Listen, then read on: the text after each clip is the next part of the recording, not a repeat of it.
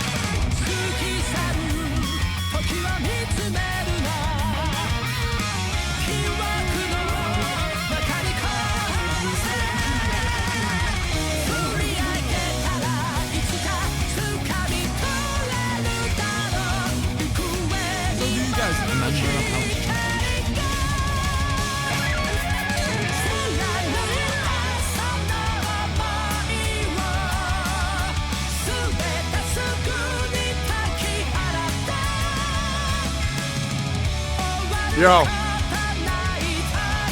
Good morning.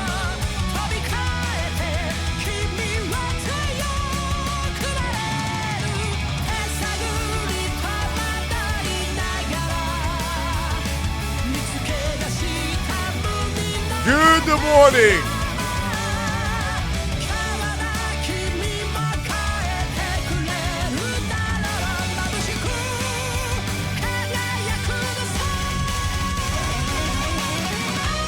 So do you guys remember?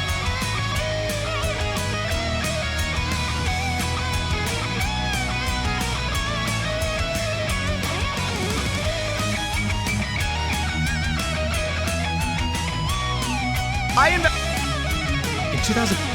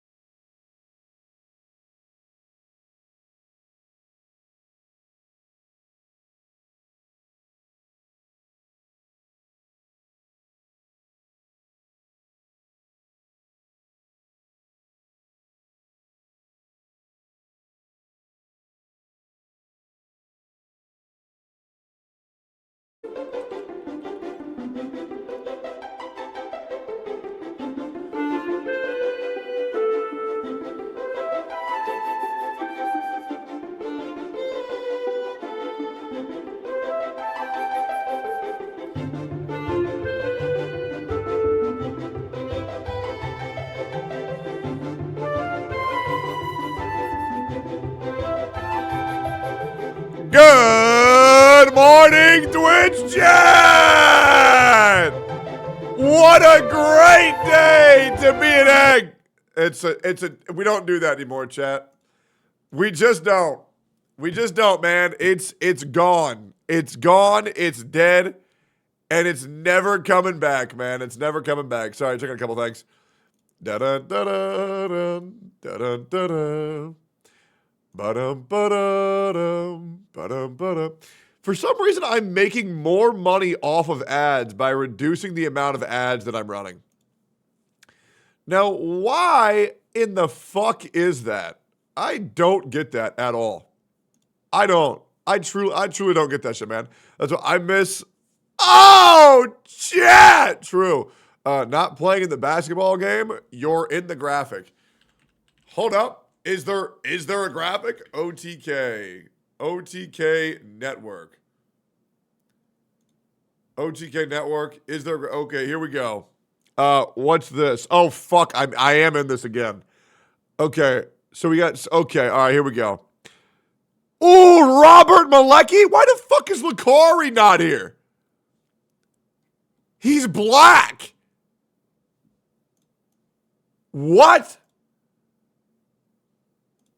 Am I nuts? What the fuck? Lucari can't play basketball, but he's like... Wait, Hassan? Wait, what? Oh, this is going to be great. Oh, this is going to be awesome. Oh, dude, we have so much to talk about. Oh, man. Oh, man. Oh, man. Oh, man. All right. This is going to be awesome. Oh, shit. Okay. So this is a pretty big lineup. Dude, this is great. I'm glad NMP's doing all this work to get all these creators together. That way Miz can steal the raid afterwards. That's sick. Dude, that's big Carpa. That's big Carpa. Holy shit. Is Seer playing? Seer's not playing again? Oh, he's the commentator. Oh, man, we got a bunch of fucking libtards as the casters, man. Dude, three fucking libtards as the caster and the king of the libs, Hassan. This is about to be a political fucking game, brother. I'm gonna show up wearing my MAGA hat.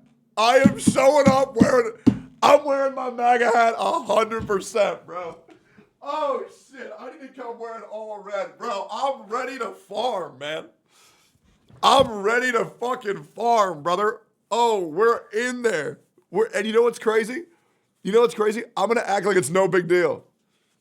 I'm going to act like it's no big deal just to,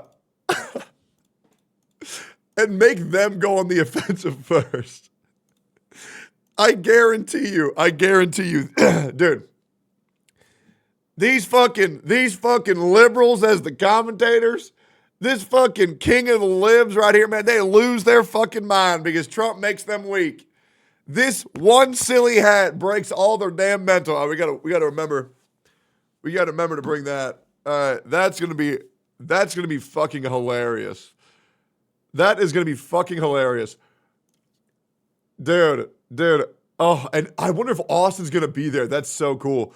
I still wonder why I continuously get invited and put into these things when my left knee is still injured. Yeah, I mean, honestly, doesn't make much sense to me. Let's see here. Who's going to be good at the basketball game? All right, Russell will be great. E-Rob and Nick will be 50% pretty good. I'll be 22% OP. Okay, so... Rafflegator is going to get injured, 100%. Tectone, are you going to tackle Nora again or any other girl? I was thinking about beating up Extra Emily today, to be honest. Yeah, I was thinking about hitting her. You know? I feel like that's probably the play. You should pair against Nora again. Nora, dude. Okay, sure. We'll go again. Whoever is on Hassan's team wins, bro is good. Yeah, so here's the thing, man. It doesn't matter how good you are when a man who's 6'6" is in your fucking face the whole game. Okay? It just doesn't matter. I'm going to play defense the whole time. It doesn't matter what they do. I'm going to get above them. I'm going to foul the fuck out of them. I'm going to wear 2 knee braces, make sure I can't be touched, all right? And then I'll just bring a gun. You know what I mean? They go for a jump shot, shoot them in their fucking knee. All right? It's my quirk. It's my superpower. It's my Nendo. It's my ninja way. What are they going to do?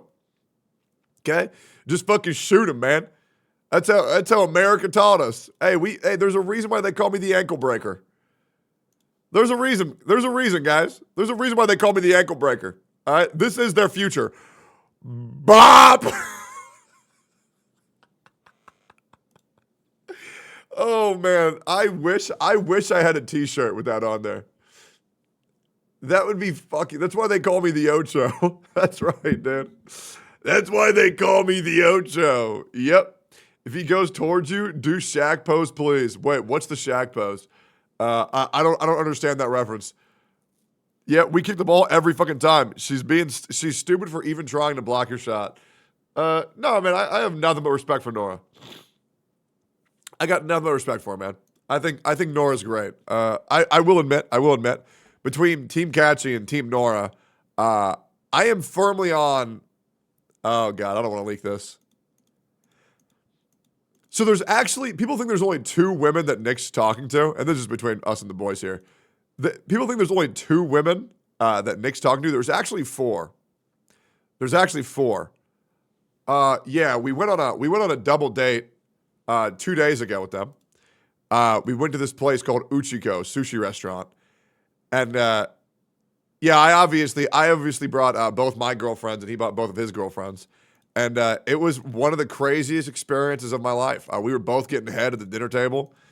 You know, we were high-fiving each other up top. You know, and then we made them pay the bill. It was dope. Hassan versus Tectone was this.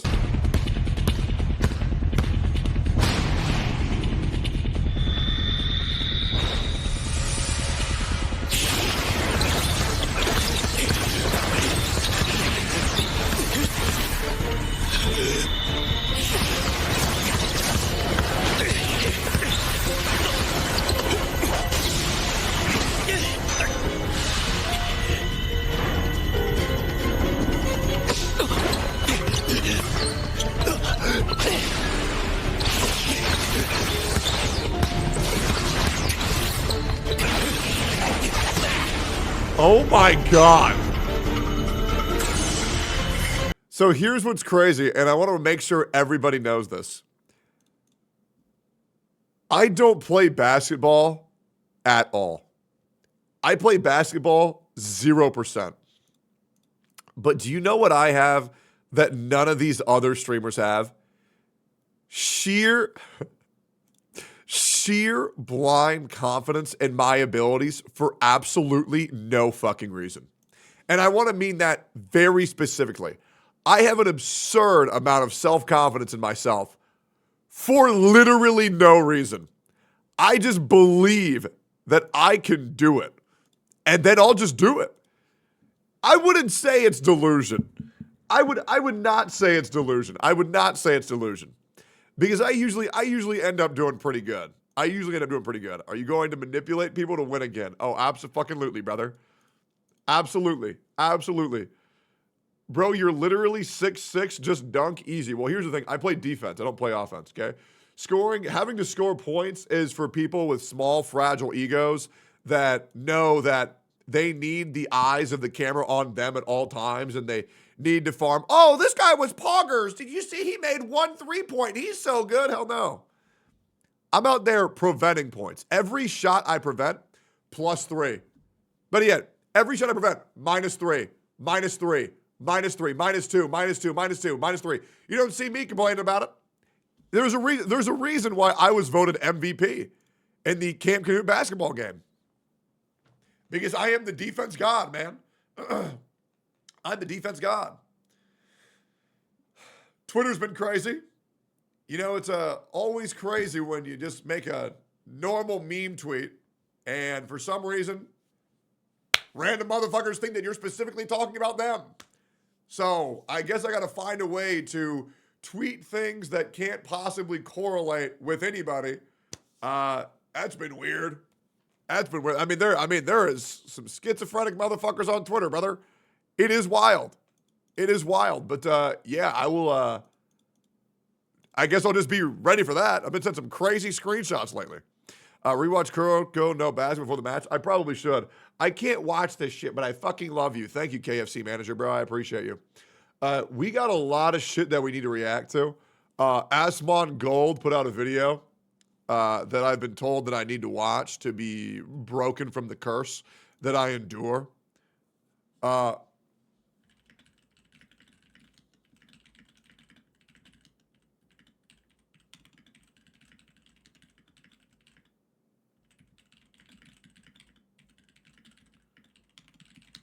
All right, cool. Yeah, Dantes has been hitting me up to play World of Warcraft when the servers hit live.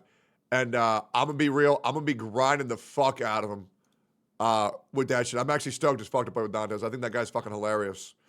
I think the convos, the late night convos of me, Jimmy, Dantes, and his girl will be fucking hilarious.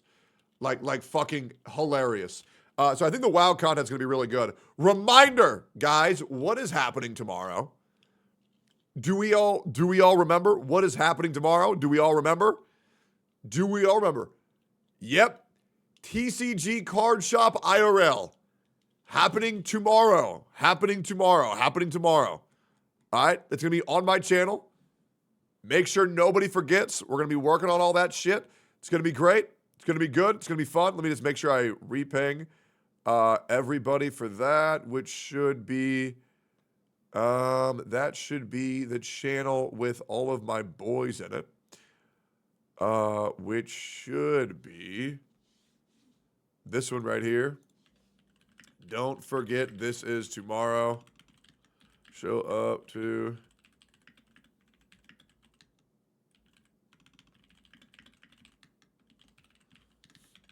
All right, cool. All right, easy. No girls. What, for tomorrow? No, for the TCG Card Shop IRL, I have over 30 streamers coming. 12 of those are female. Yeah, it's going to be great. You're going to watch Mike Tyson fight Jake Paul? Nah, man, if I wanted to watch some fake-ass bullshit, I'll just put on WWE. All right, listen, man, here's the reality. If Mike Tyson wins, the fight's real. If Jake Paul wins, the fight's fake.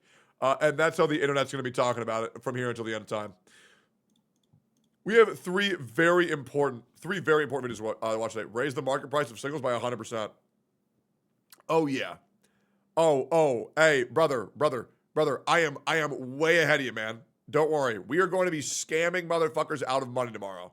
Trust me. Also, I'm having a video actually perform well on my YouTube for the first time in years. Feels great. Did you see the TCG Pocket updates? New sets and trading coming soon. I've been super into the game. No, I didn't know that, but we'll have to peep that shit. Why do I feel like there's someone behind me? Oh, hello. Hi. Are you playing basketball today? No. What, Nick didn't invite you? No. I guess your 30-second showcase from last game day. Hey, you want a treat? Yeah, I guess your 30-second showcase from last game day just really didn't impress him. I was killing it last time. I was really good at sitting on the bench. I like how you were invited, you played, and then he was like, "Nah, get the fuck out! I gotta beat Nora." Yeah. Wait, can I try that? Yeah. Rip me off a butt. That should look good. I think that one's better than the one they gave you. Okay. Well, it was pretty good too, though. Bro. It's a brownie, but it has protein. That's so fucking good. These are like the best protein bar. Yo, chat. I'm not sponsored. I am sponsored by Gamersubs. Code Baldy. Code Baldy. 10% off. BALDY. Code Baldy. Not sponsored. Dude, protein brownies. I found these things at fucking HEB. Look at this shit. It tastes just like a brownie, but it's got 19 grams of protein, and it's 200 calories. This shit's fucking wild. Like, this shit is retarded. This shit is retarded good. What flavor is that yellow? I think it's mixed between Queso's Bomb Pop and Shilo's Blowhole. It makes a weird color, but yeah, it's good. How much sugar? 4 grams. But it's delicious. How many grams of fat does it have? That's like no sugar. Fat grams, 9 grams. Yeah, it's good as fuck. Regardless, it's good. All right. Yo. Guess who's going to this basketball thing? You. That's a great guess. Dude, look at this shit. So we are in hostile territory because all of the casters are liberals. Oh. Right? Bunch of libtards and the casters, right? You know, I'm tired of these fucking libtards taking opportunities from hardworking Americans. And then I'm fighting the king of the libs, Hassan. You know what I'm saying? Like, I'm going with my MAGA hat. We are representing Donald Trump. We will take down these damn libtards. Okay? We will fight them. And we will never stop fighting. Fight! I'm going to bring a MAGA hat for everybody. I'm going to bring like 5. I'm going to bring like... Why? It's basketball. Why are you bringing politics into it? Because Hassan brings politics into everything. We need to fight. Okay? We need to fucking fight. Please win? Absolutely. Anybody on my team gets a free MAGA hat. Pretty sure he hates liberals as well. Okay, listen, man. You can't just hate everything. You can't. You cannot. Please win if you think Techie's good at basketball. I was voted MVP last game I played, buddy. All right, so let's shut the hell up. Ribe's not going to do shit. Bro's going to fall on the floor and break his knee. Okay? Julie Atkins, the most overhyped, overrated player in all of sports. All bark, no bite. Okay, all she is an aggressive Karen at Target who just screams at you, and that's the whole thing she does. Rafflegator's made of glass. Arthur is made of paper. NMP is my Lord and Savior, my God. I am his disciple, and I'll be on his team because obviously my boy's going to pick me.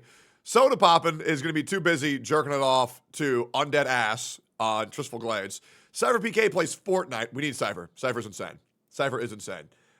We don't need these 3 OnlyFans girls. I got no idea who these chicks are, but I'm assuming they're all OnlyFans girls. I got no idea. E-Rob's going to be drunk. He'll probably just forget about the meeting whatsoever. Mizkif I'm scared of. Mizkif, I will admit, I'm horrified of this fucking guy. All right, when a man's got nothing left to lose, you know, he's a scary fucking man. I mean, this guy is essentially like a fucking, he's like a grade black bomb threat at this point. I'm staying as far fucking away from this guy because he is trying to farm clips. I see the people he's trying to collab with. I know he's trying to fucking farm clips right now. I'm staying away from that because bro is going to kill me if he gets near me. So I'm going to stay the fuck away. I'm all good. Pass. We got Canute, who means well, but he's like a baby with a rocket launcher, and he'll end up blowing somebody up accidentally, completely accidentally.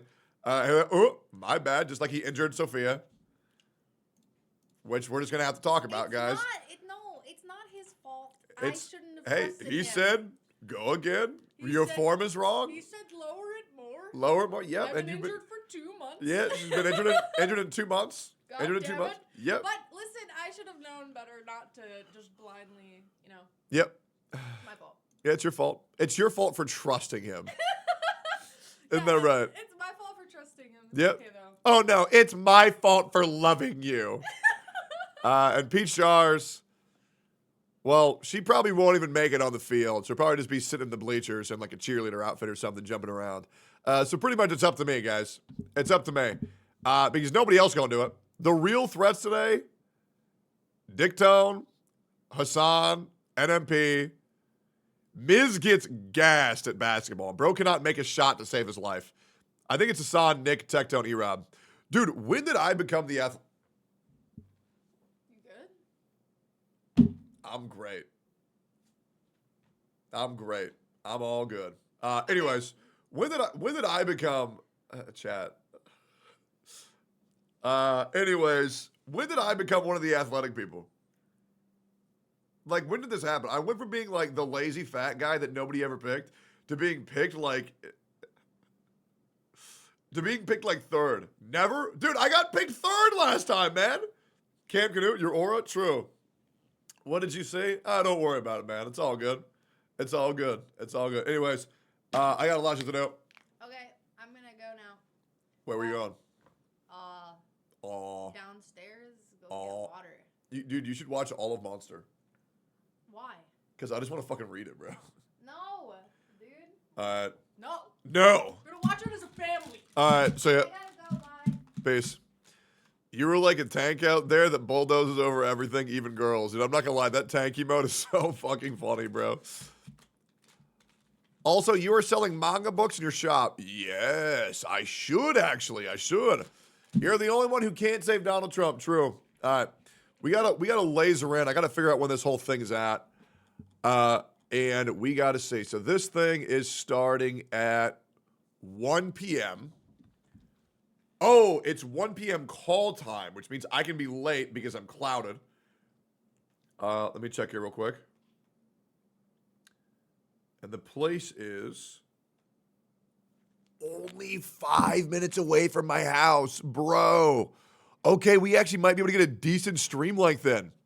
Fuck yeah, dude. Hell yeah, sell orb, way to get rid of it. Yeah, I probably should. I should sell the shitty manga I picked up. I'm gonna eat my brownie, then we're gonna get into it. But yeah, I think the event starts at like 2 p.m. CST, y'all's time. I'm pretty sure. Prove them that white men can jump. So here's the thing. I'm sure other white guys can jump. Guys, I'm hurt. Okay? Your boy's injured. Your boy's tired. What eating? Brownie. And my knee is so close to being fully healed that I ain't risking that shit. I'm like so close. Yep. Oh no. I'm not fucking old, bro. I just tweaked that shit, man. Did you hear about PlayStation stealing its long accounts? No, I haven't. Guys, he's only almost 31. I mean, I'll be real. I am turning 31 next month, guys. That shit out wild.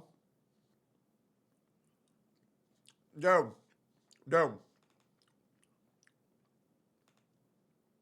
I saw some people accusing me of secretly jerking off to Lolly Hentai. These people are fucking nuts, brother. These people are fucking nuts. Because here's the thing. Here's the thing that these people on Twitter don't get. When people try to defame me by telling lies, all they're doing is hurting their own credibility. That's it. And that's the thing, is that these people on the internet got to realize, if the only thing they're going to come after me for is baseless lies, nobody going to believe them for shit. You know what I'm saying? Like, they're doing my job for me.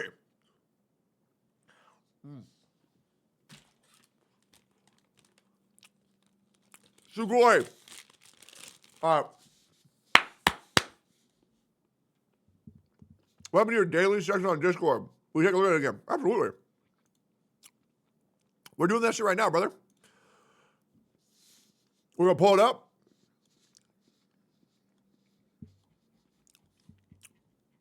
Boys, we're doing the daily scramble. If you guys want to join, all you got to do is join the Discord. All you got to do is join the Discord. Exclamation point Discord to join. We do this thing called the daily scramble every single morning when we start up stream, where I react to y'all's links that you put in here. You're allowed one link every 6 hours. That way we keep all the cream of the crop up here. We click the links that we haven't seen or that interest us. We react, and we appreciate all y'all joining us. We had some really good PvP in here. I'm going to go say good morning to my chatters. Yo, good morning, Ego, God, Livstress, Albedo, and Sinister Rectus, man. Good morning, guys. I hope you all have a wonderful day, and I appreciate you being a part of my Discord. I very much appreciate that shit. What the fuck? Yeah, absolutely. Thanks anyways, for giving us the freedom. I wanted to let you know that one of you guys in this call won $1 million. Huh? Yep. I did? Insane. Oh, I did. Yep. Thank you. You did. How do you want to sell it? Aboba. Yeah, you did, man. Just it's gonna be in one of y'all's mailbox. You just gotta check, and yeah, just make sure to send me a DM whenever you get it. Oh, the mailbox is giving me anxiety. Yeah, I know, man. But yeah, good morning, guys. Thank you for being part of this. I appreciate y'all. All right, peace. Hello, female. You see that chat? Now she's the nervous one.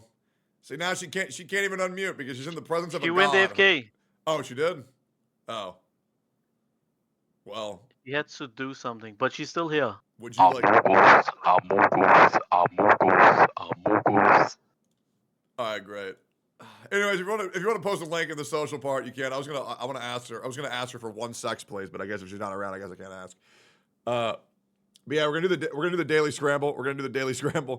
And I appreciate y'all being a part of the Discord. We're getting about 100 to 150 new members every day. People are really liking the porn chat. There's a reason why this one's grayed out because I'm up to date on all porn on my Discord. It's great. Yeah, really appreciate you guys joining. We had some PvP in general chat last night where this guy just kept on screaming that he was homophobic and he wanted everybody to know about it. So then I had to bitch him. I tell him to hop in voice, and he says he can't talk because he's around his family. And I'm like, let me get this right. You're hanging out with your family screaming that you're homophobic for, no joke, 2.5 hours straight. So I bitched him, and then I booted him. Is what it is. We clapped his ass. And let me tell everybody good morning in the chat. Good morning. And now we wait. It's nice, though, man. The Discord has been very, very, very good. It's been great. It's been very active. It's a lot more active during the night, but yeah, it's been. What's this? I'm gonna do it.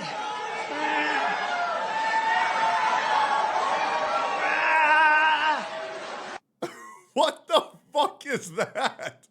I'm gonna do it.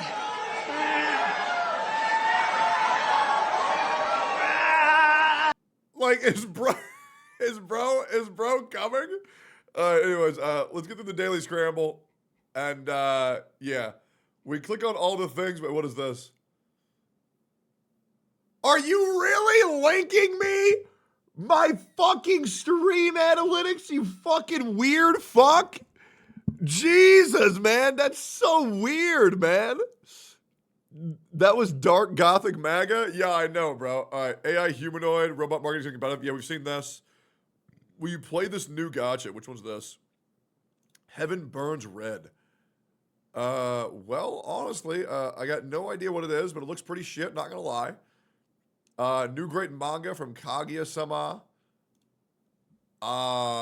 Okay, I might have to check that out. Thick thighs save lives. Yeah, we've seen this one. I've seen this one at length. Yeah, it's a good mod. It's a good ass mod, man. Yep. Yeah, it shit looks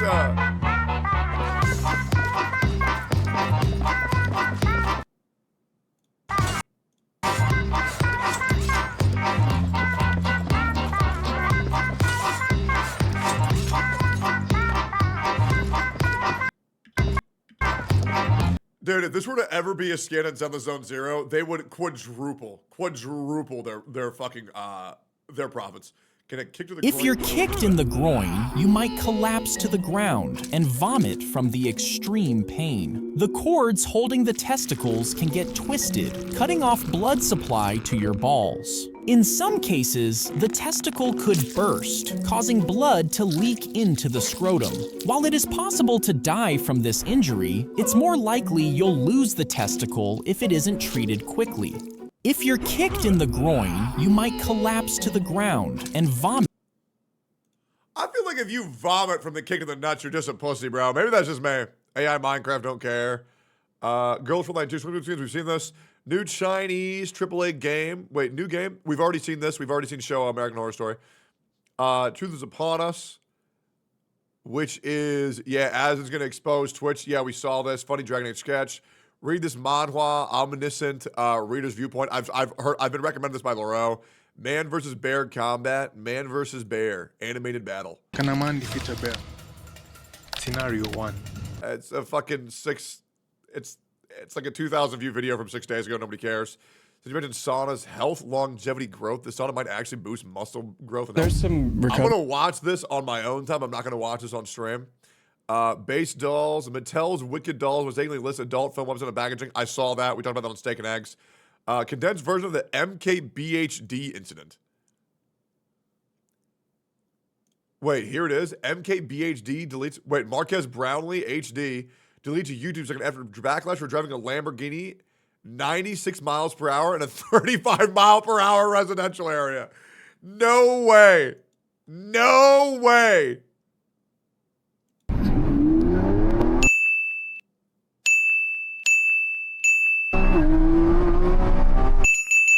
So I think the main thing that I've taken away from all of the fun that I've had with these little cameras is to make sure to do it illegally.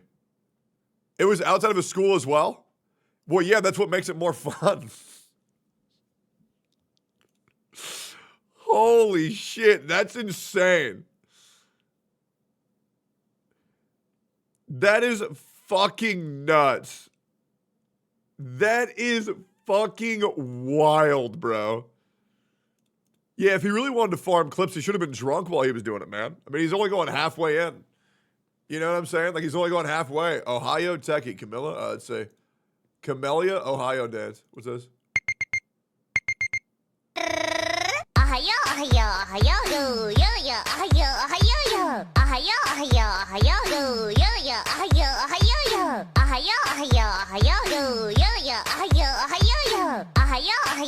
Yeah, I don't think I'm gay enough to enjoy that. Wait, they have me blocked? What the fuck, man? I mean, that's probably good that an account like this doesn't like me, bro. That feels good. That makes me happy. Man, I'm so shocked that the guy who posts this on his Twitter is afraid of me. Yeah, man, that's really shocking. Net Marble cooked with what? New 7 Deadly Sins origin trailer G-Star 2024 reaction insane visuals. What the fuck is this?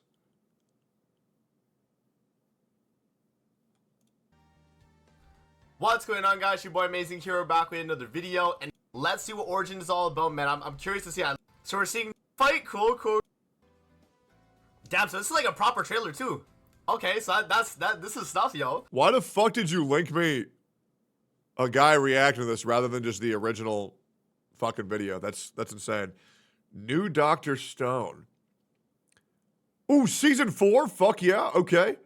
And then we got an Infinity Nikki trailer, which I'm curious if I've already seen or not. This one came out 1 day ago, so we might not have seen it. Dude, Infinity Nikki looks so good. And it's crazy because, like, I thought this shit was going to be lame as fuck. But it looks nice.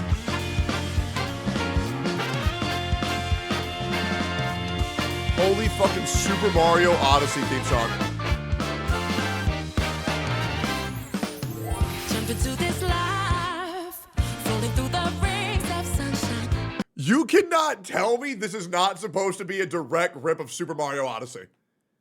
Yeah, this is legit New Donk City. Explore and fantasize, pick an outfit for this ride. Trying out all styles, and don't leave any friendships behind. Add a final touch, snap a photo so adventures can rewind. The world is full of surprise. Yeah, fucking jump up superstar, bro. I'm telling you, I've heard this shit before. Make a wish and your dreams will come to life. Soaring high. Hey, remember, if you ain't stealing, you ain't trying. Good shit, China. Soaring high into the arms of clear blue skies. From the field so green, the breeze is picking up. It's time to rise. The star will be your final light. The dress brings out your smiling eyes. So hold still and your courage will. These stars plenty behind. Soaring high, the day's so wild to be done and dead. Does it not look so fun? Oh, look at that fat little cat. Oh, he's just a fat little baby.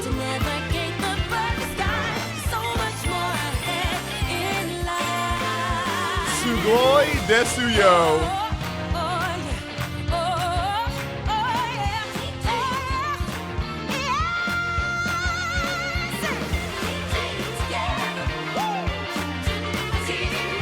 Oh my god.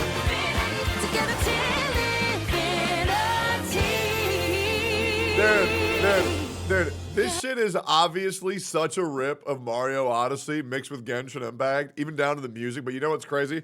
I don't care. I really don't, man. Well, I'm gonna jump up Superstar.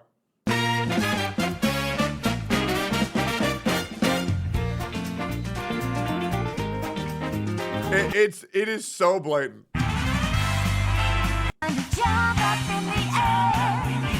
Hold up. I got you guys. I got you. Hold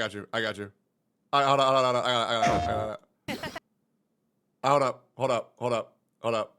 All right, here we go.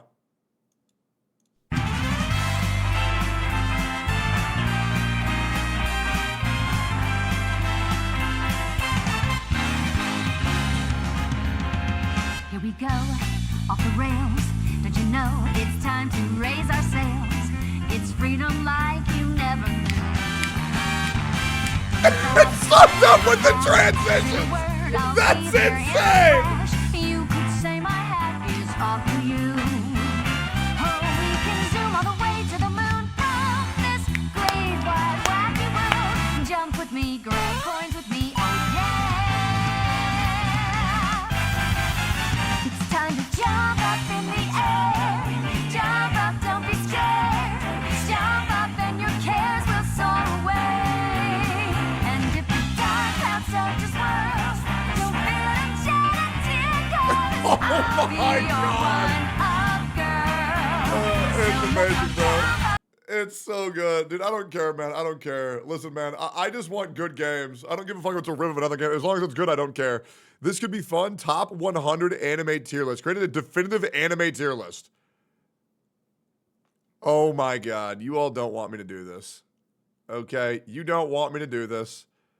Okay, that being said, let me just really quickly. That goes there. I'm 10 episodes away from the ending. I can't fucking wait, man. True, we don't want it. Great. Yeah, I'd rather do it in a different format.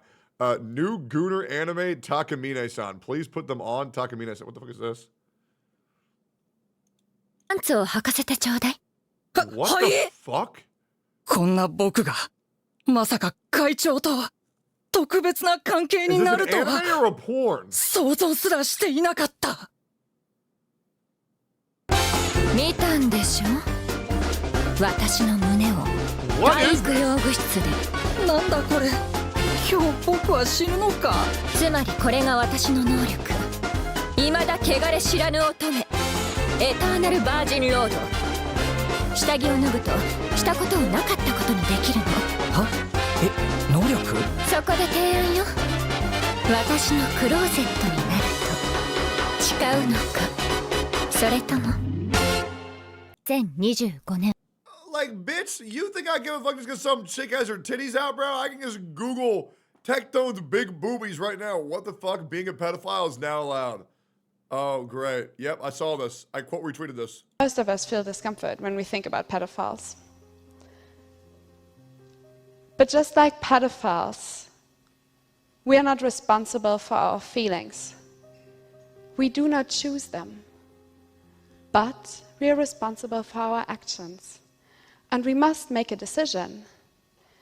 It is in our responsibility to reflect and to overcome our negative feelings about pedophiles and to treat them with the same respect we treat other people with.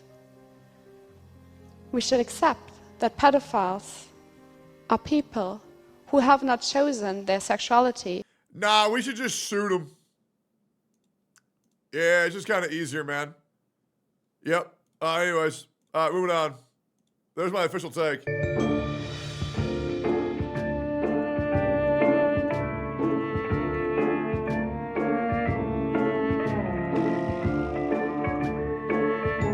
Is that shit real?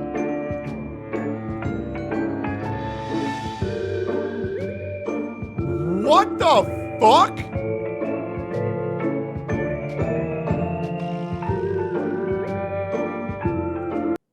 Bro, what? That's insane. What game? Horizon Walker. That's fucking psychotic. Show this to someone who watches streamers. See, the problem is, is that every streamer sells a fake version of themselves online. I really like a Genshin Impact. To every single one of their... Oh, shit! And so they can get more viewers, they can get more money, they can get more clout, they can have more connections, because all they do is sell a fake version online, and they get their chat to believe into it. I don't do that. What you see is what you get. And I might isolate myself. Oh, I'm gonna fucking come! I may lose a viewer, maybe even hundreds of viewers, here and there. But the reality is, I'll never have to experience the mask-off moment that so many other people before me have experienced. I will never have to experience letting my audience down when they find out that I'm a piece of shit. Because I am a piece of shit. And they all already know that. Love that, dude. It's so motivating. Yo, DWG, can you send that to me in a lower frame rate so I can post that on Twitter? Dude, good fucking showing, man. Good fucking showing. All right, Pokemon TCG Pocket updates. Where I was in that chat, couldn't explain why Freeman's so good. So here's a video. Time is a precious commodity that every one of us takes for granted. So all people had to do was just tell me that Freerun was about her party's legacy and their predecessors, and I would have just watched it. Yep. If they would have just told me that, then I would have just watched it, man. It would have been very straightforward. Wait, American Warrior?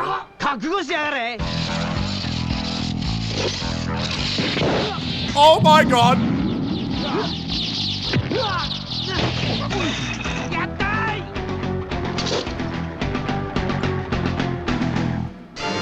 American Ninja.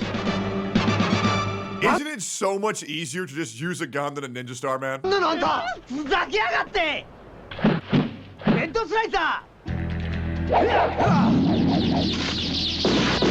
it's so cool, dude!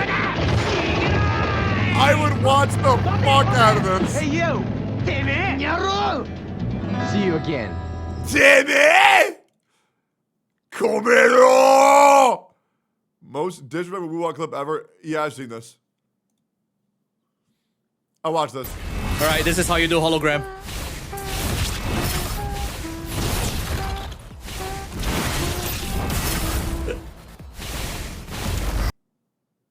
Hilarious. Regslant, Omega lol. Omega lol. So funny. It's all your fault, Techless. What's this? On blaming Asmon. Okay, here we go. Let's watch it. When Asmon... To be honest, the Iran thing, what do you think? My fault. It's San's fault. I think it's my fault. It's Central Committee's fault. It's Frogan's fault.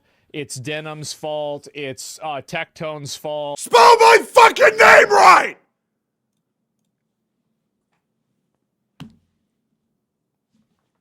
Nah, absolutely not. Nah, absolutely not. I will not be taking that level of disrespect. Abso-fucking-lutely not.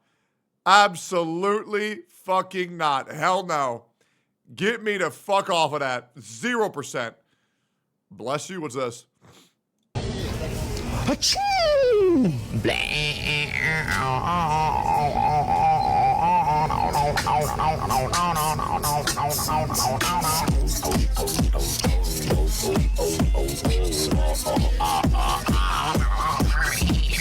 Bless you.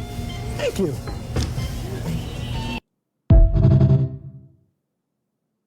That was cool. Essex Camellia, is she busted? Is she Giga busted? Is she Omega busted? Okay. Is this a hard fight, what she's doing right now?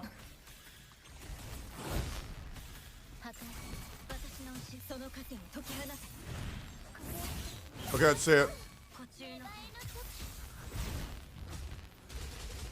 Bro, that move right there is the greatest move in the game.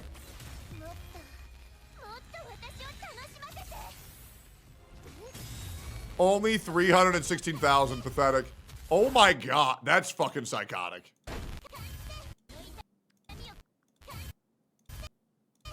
$1.21 million damage. What the fuck, man? That's ridiculous. Korean fans weathering waves, don't care. Notable techie appearance, 17 seconds. What's this? Thrallman, tell me about the hardcore avatar. Zug Zug. But know that your father's story is about more than just one chode from Coldridge. It's about a community of degenerate streamers. Composed, athletic, and Okay, dude. Oh, I have a bad knee, bro. I have a bad fucking knee, man. athletic, and Like, dude, I have a bad knee. It was either get injured or fall, man. What do you want me to do? intelligent. It was about their loyal followers, willing to spend sleepless hours mob tagging and paying for the sins of their favorite streamers. It was about an escape from an abusive relationship with a toxic, piss-ridden pit of a game. Oh, yeah. And it was about a pig. Rav the Avatar's journey was full of challenges, conquering the hardcore elements and avenging his incompetent guild members' deaths only to experience his own due to a bullshit hitbox, which was to be expected for playing a 20-year-old version of this game. But it was all to fulfill his destiny of making Asmongold hold the L with a bad take. He can't get power leveled back all the way up there. There's no way. It's not possible. Carried by his community, he relived the journey to 60 in one marathon so that he could help only Fangs in their hardcore quest to take down Ragnaros. Insane. But enough about the past. It's time to go again, so that one day our own story will be told. And this time will be harder. There will be more challenges, more dangers along the path. You'll have your own affixes from the incident that others of your kind won't have to deal with. There will be betrayal.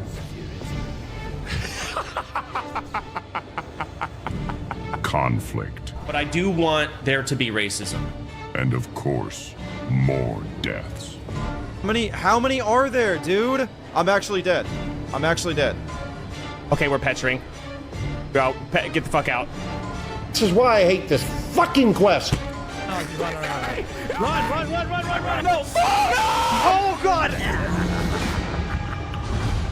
Hey, where is the clip of my death? Does anybody have that? Does anybody have that in the game? Anybody have that one? Oh, that's because it didn't happen. Oh, okay. Oh, wait, never mind. Oh, okay. Because it didn't happen. Oh, okay. I get you. Yeah, it's all good. Oh, Moodang. Oh, they're so fat. Oh, Moodang. Oh, look at that face. I just want to grab them. So cute, so cute. Oh, look at that fat fucking slob hippo slopping it up all over that fat little thingy. Nasty fat fuck. Getting slobbed on. Oh, fat Moodang. So cute. I've seen this Nikki release date trailer, really. Wait, this had the release date? Am I retarded? Oh, December 5th? Damn, bro, that's out soon. Okay, shit, I'll play the fuck out of anything when that comes out. Tectone's favorite singer makes a new masterpiece, Freaky Ass Cat Saturday. I heard there was a Sigma chord that kittens played for mods of Discord, but you don't really care for Goonin, do ya? It goes like this: the Riz, the Cat, the Phantom Taxing of Kaisenat, the Baby Gronk looks maxing Actua.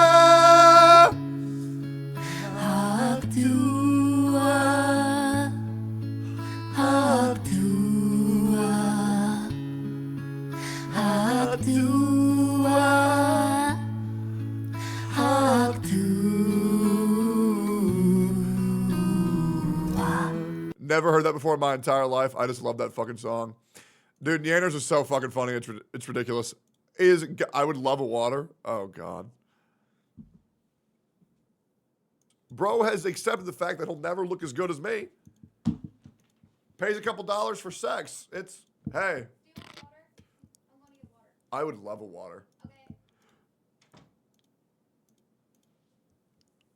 Truly a humiliating moment. Truly a real and true. Dude, you can tell when that vein's out. Then again, my vein's always out, isn't it? It's kind of intimidating, bro. I kind of look like a fucking Sith Lord from Honkai Star Rail. Wait, no, Star Wars. Gacha Games is dying. Other Hoyoverse games or any other gacha games that have come out, they don't care. Oh my God, this video only got 10,000 views. Damn, that's wild. Okay, so here's the thing. I pretty much have agreed to never react to another MTash video ever again and post it on YouTube. So we're going to react to this only on Twitch. And yeah, that's it. I'm going to speed it up. All right. Is MTash channel dying? Well, technically every gacha channel's dying, 100%. Unless you like only farm Genshin Impact guides, then your YouTube's dying. Or your YouTube's dying. But then the people who farm only Genshin Impact, their Twitch streams just fucking bomb. Unless it's Xeox. But yeah, that's pretty much it. Hi everyone, MTash here, and I want. But like you pretty much have to pan. I'm just being real. There is no channel, and this is just the truth. You can be angry at me if you like. There is no channel doing well in gacha right now unless they're pandering to children. And that's it. Right? And that's it. I'm not going to do that. Right? I'm not going to do that. And you can try to give me a single outlier, but that is the legitimate truth. The only channels doing well right now in gacha are Genshin mains that pander to children. Give me anything else. Xiox has 3K playing variety. Okay, so there's a difference between playing variety once and playing variety consistently and never touching your main game. Right? Way different. Way different. Guys, I have no reason to cope about this. I've already showed everybody the analytics. I have no reason to lie about this. It is the truth. Like, every single gacha channel is down unless they're pandering to children and spamming Genshin Impact. Straight up. That is just the truth. You can give me any counterpoint you want, but I promise you this. I know this game a lot more than y'all do. Okay? This is my job. I have my finger on the pulse of analytics pretty much non-fucking stop. There is no outliers. There literally is no outliers. And when somebody comes and says, oh, well, this guy played this one game one time. Yeah, well, there's a difference between playing it one time and getting people excited versus playing it every single fucking day. It's not looking good. Let's read this real quick. Wanted to have a little chat because someone in chat actually said something interesting. They said, would you say that people in general are less interested in gacha content? I feel like the numbers are low through the board. They are. Now, a lot of creators' numbers are down. I mean, my numbers are down, but I'm also not really posting. I'm not bothering to post if I don't feel engaged. I'm kind of just in a limbo here waiting for a new game that gets me super excited, right? But are gacha games dying? Is the audience dying? I think a couple things are happening. So number one, there used to be Genshin, right? When everyone was locked down, Genshin came out and it was like, what is this open world Zelda anime game? It's free. Let's try it. And so one thing I think that happened is people jumped in and they loved the game. And a ton of people that typically don't play gacha games played it. A bunch of my friends that are typically, Destiny and MMO type creators played it. But the same thing happened. A bunch of my friends played it for the first couple of weeks. Now, and I will say this. My gacha content still does exceedingly well, which I'm very happy about comparatively to other people. So I'm not worried about anything. I mean, full disclosure, and I'm just going to keep it real. For any creators who are worried about me, I'm still making around 120 to 150 grand every single month by just pretty much covering gacha games when I want to cover gacha games, doing variety when I want to do variety, and then just chatting when I want to do just chatting. I'm not forcing content at all. I'm not really worried about it, so you guys don't have to worry about me. But I am worried about like other streamers. So like go support like your Hex Juices, your Gotcha Smacks, your MTash. And then listen again, I know MTash and we're never gonna be friends ever again. But I mean, don't get me wrong, I still like the guy. right? But I like the idea of him, not actually the human behind it. Yeah, like the who else? Like the Shinyas, all of them. But yeah, I mean, I'm gonna be doing more gacha podcasts very soon. But I just need a little bit. With the monetization and the gacha systems that are in there, after a couple weeks, they said, okay, that was a fun time. See you later. I will never play this again. Many of them have never touched it again. And any of the other Hoyoverse games or any other gacha games that have come out, they don't care. They know what it is now. But it was one of the first moments that non-anime, non-gacha game people were jumping into the genre. They jumped in. They said, this is kind of crazy. But also, there's some things here that feel bad. I don't like not getting the character I want. I don't like spending $1,000 to finally get D-Luke. Yep. You know, there's some weird things in there that for some people, especially North American audience, they don't love it. But another thing that happened is the success of Genshin Impact not only blew up Hoyoverse to allow them to make HSR, to make Zenless Zone Zero, it also was very similar to PUBG. Now, if you look at PUBG, right? Some of you played it. The reality is the Twitch viewership for gacha could be way better, but the problem is all of these streamers are so antisocial and they just don't do fucking anything with anybody, so it's a miserable space. You know, haven't played it. PUBG wasn't necessarily the first battle royale. There was Arma, there was H1Z1, right? There was a lot of different kind of battle royale games. But I would say that PUBG took it to the next tier of success. Absolutely. Battle royale was all of a sudden on the map in a way that was like unprecedented. And shortly after PUBG, there was also the good old Fortnite, okay? And with Fortnite, this was another side of the market. But again, a battle royale game, definitely more catered to the kids. This took off as well. But there were tons of other battle royale games that dropped because they want to copy the success of PUBG, of Fortnite. They want to make billions of dollars the same way. Sure. Well, the same thing is happening with Genshin Impact and the gacha genre. How many games could we list right now? You know, they're in development right now. Neverness to Everness or whatever, right? There's all these games, and they might not be the exact same thing, but there's so many. They're pretty much just trying to copy Genshin's success, absolutely. Games that are dropping. There's Higan, Eruthiel, and I'm not saying that these games are the same gameplay, but just like AAA quality animated, like 3D stuff. There's so many different gacha games to play and try and compete. And you know, there's Project Mugen and Wuthering Waves, and you know, when big ones like this come out, there are people that start getting fragmented because someone likes the difficulty of Wuthering Waves more. I was someone that really. So this is pretty much the opinion that I've been giving for months, but regurgitated. Yeah, because I've been saying this shit for months. Enjoyed the difficulty of Wuthering Waves more. And I don't really want to play Genshin anymore because I would rather play this in some cases. Not so much anymore. I'm still pretty burnt out on all of it, but there's definitely people that jumped on HSR, and that's the only one they play, which is kind of me. That's the one I'm playing the most out of all the Hoyoverse games, of all these gacha games. HSR keeps me coming back for whatever reason. And there's going to be people that feel the same way about ZZZ and other games that are coming out in the future. And so it's not necessarily that I feel like ZZZ, Wuhan, HSR are really fucking good right now. It's that these gacha games have more competition, and the audiences are fragmented. Like, but really also, fucking good. One thing that could be happening, and at least it's happening for me, is it's almost overwhelming now. It's overwhelming when every 2 weeks there's a new character with a new kit and new supports that you have to consider, and you got to build them. If you're logging in and doing dailies and all these things, it's kind of a lot. Sure. It feels like a full-time job trying to cover 2, 3, 4 of these games or play these games. And I question if some people, even though they might have been interested in some of these other games, they just like don't feel like they have time anymore. They don't have the capacity to keep up with 4 different AAA gacha games. Dude, the worst thing is people's communities who say, oh, bro, you don't play this shit every day. You just don't even play the game. It's like, bro, it is fucking impossible to keep up with 3 gacha games at the same time while working a full-time job, while maintaining a social life, while going to the gym, maintaining health, and running a company. It's fucking impossible. Games. And so they're sticking to 1 or 2, even though they still like the gacha games. If someone doesn't have a job and they can play all 3, sure. But other than that, hell no, absolutely not. There's no way. I mean, how many of y'all are struggling to keep up with maybe even just 2 gachas? It's fragmented, and the audience has stuck to their thing, and they're not dabbling in all of them anymore. And so whether it's, you know, someone covering HSR or Genshin or Wuthering Waves or whatever it is, the views are all going down for everyone because, again, it's like some people are playing some people don't want to play others, and some people are just burnt out even though they like the game, they're not playing it, they're not watching it, and it's like this weird limbo where I just feel like there's the same amount of people, but instead of, you know, 5 million people only playing Genshin, it's 1 million here, 1 million there, 1 million there, and there's still lots of people. Can I tell you why it doesn't matter? Because while the views may be down across the board, right, for peak viewership for certain games, the reason why it doesn't matter is that if you cover more of the games, then you're still getting the same viewership. You just have to post more videos. And so it really doesn't matter. That's why I'm not sweating it. Like, there's never been a stream where I've been live and not had something to react to, right? And my goal is just to have 3 react videos, like, to do every single day. And that's pretty much it. But playing, go look at the numbers. They're still making insane amounts of money. But there's like 5 games doing it, right? If you go to like the gacha Reddit, they've got like the monthly money that people are making. Gacha gaming money for what? Let's go October 2024. The Sensor Tower October 2024 report. If you click on this thing, and can I zoom in? I'm gonna have to just do this here. We zoom in on this thing.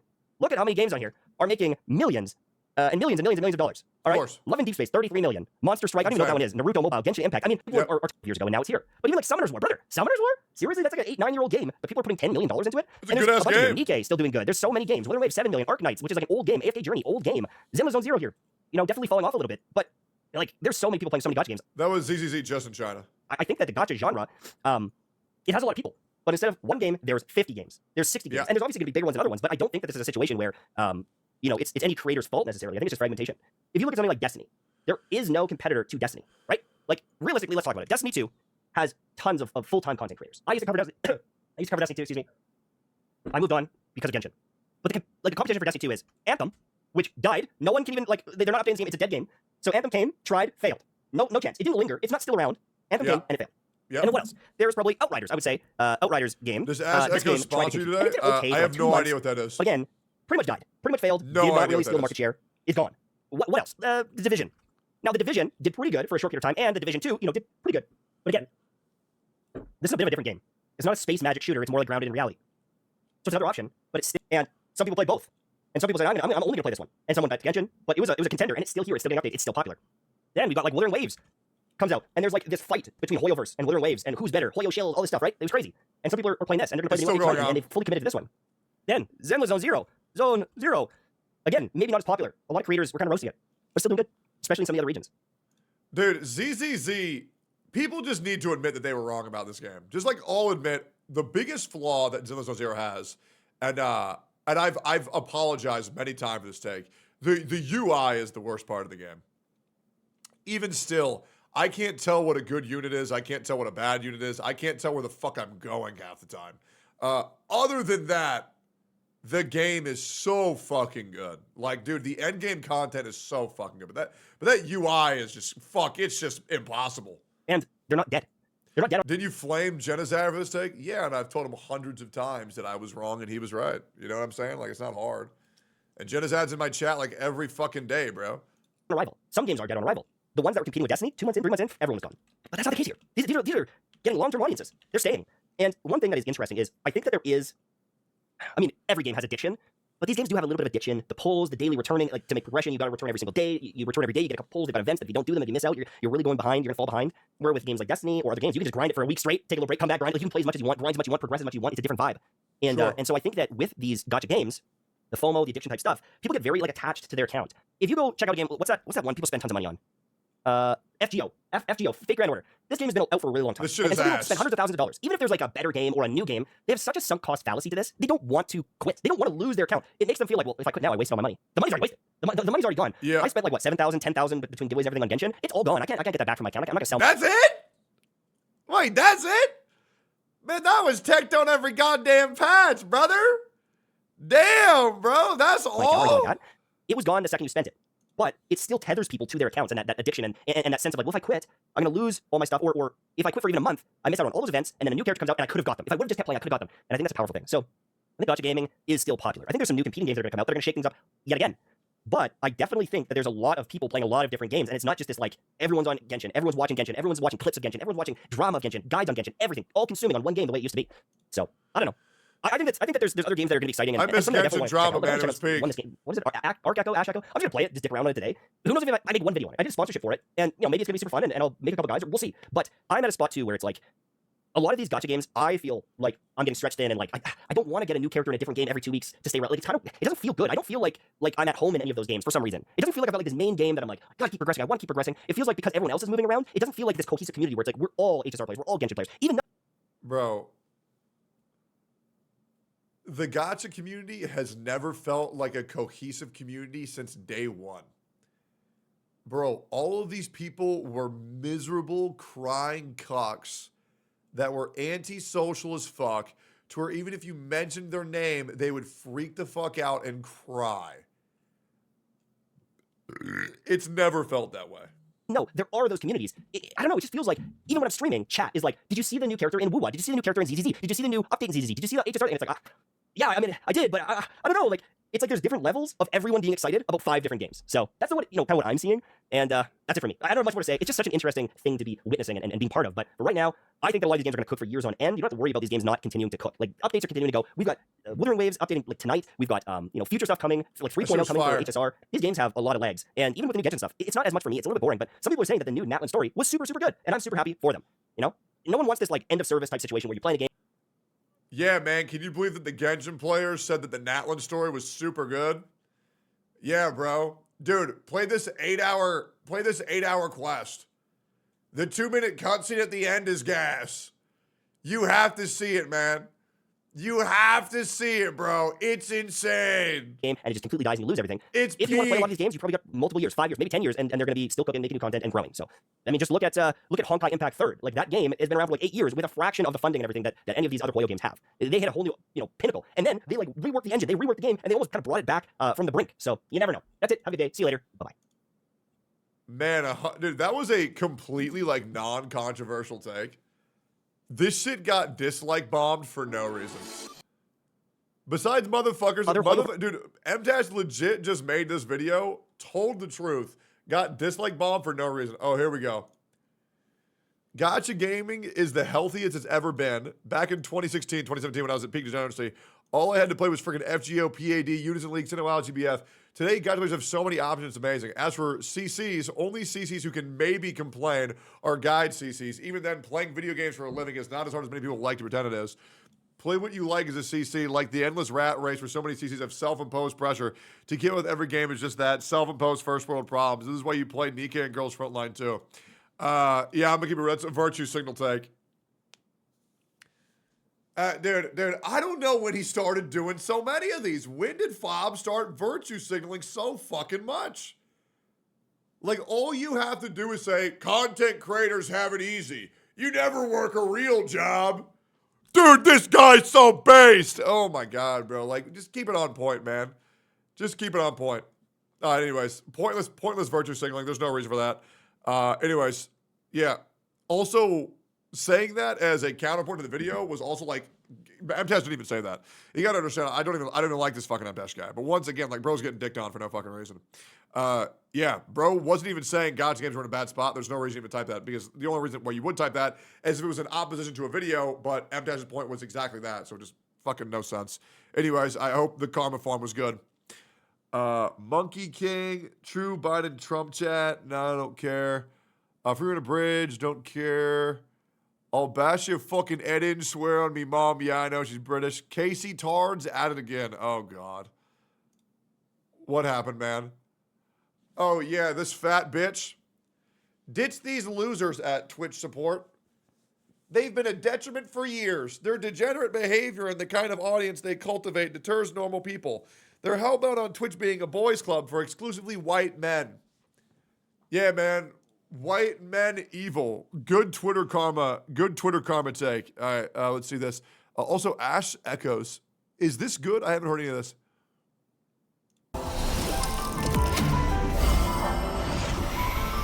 Also, why are people pretending that white women have it hard, bro? Like, come the fuck on.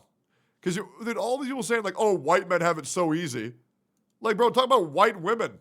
All they do is just suck the dicks of white men. And then they get a free life. Like, why the fuck is nobody saying how that's bullshit? What, all they got to do is have sex every now and then? They have a free life? Jesus, these people are ridiculous. Google white feminism? Yeah, I should.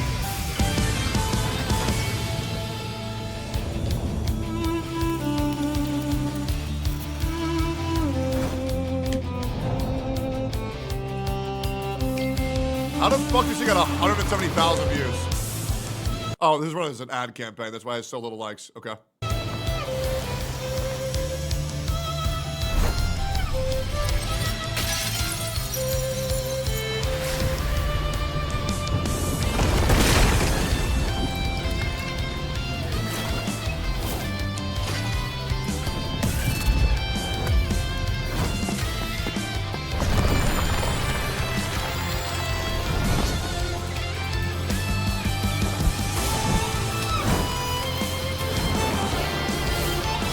Bro, that shit was weird as fuck. Gian. Ooh, dog boy. Petty sexy. Where's the gameplay? Alright, let me, okay, Ash Echoes gameplay. God, I fucking hate trailers with no gameplay whatsoever. It's so annoying.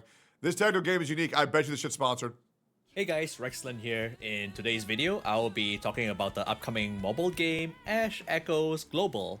Thank you Ash Echoes Global for sponsoring this video and making it possible. Ash Echoes is a unique real-time tactical game, especially in the mobile game space. You want to see... What a shock.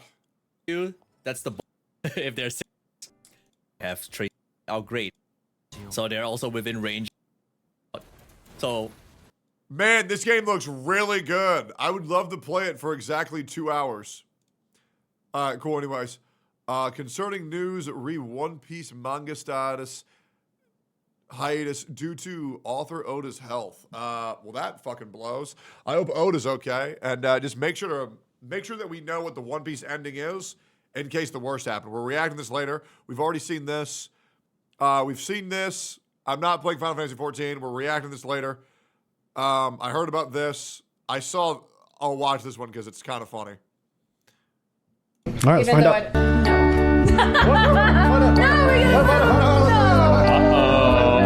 Mel time. Mel time. It's Mel time.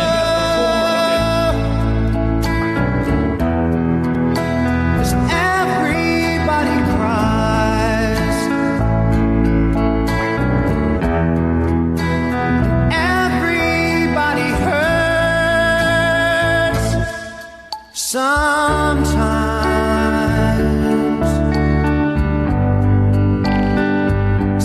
everything is wrong.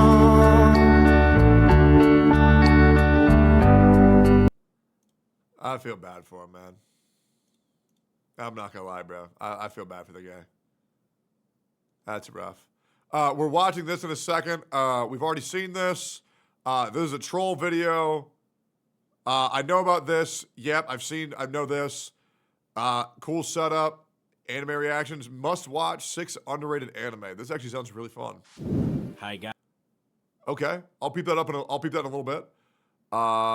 Piracy. Okay, let me check. Hello, guys and gals. Me, Mudahar, and the title of this video. I might watch this. Chainsaw Man, Easter egg, and Woo-Wah. Really? Shit, you think? I mean, yeah, I guess so, actually. That's pretty fucking 1-to-1. I'm not gonna lie. Wait, that's sick as fuck. Okay, I love that. Oh, I saw this. This shit is so pathetic. This shit actually pissed me off.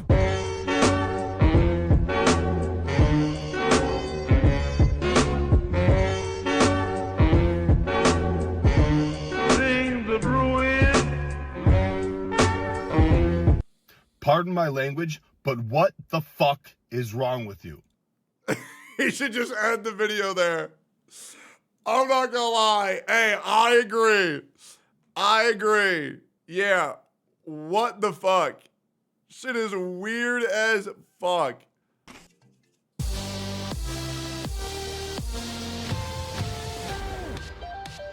Dude, Tawana wants me to play Stranova so bad. Maybe I'll react to it. Okay, we've seen this, seen that. Black Beacon first reveal trailer. 你听过通天之塔的传说？你已经那么 Show the gameplay.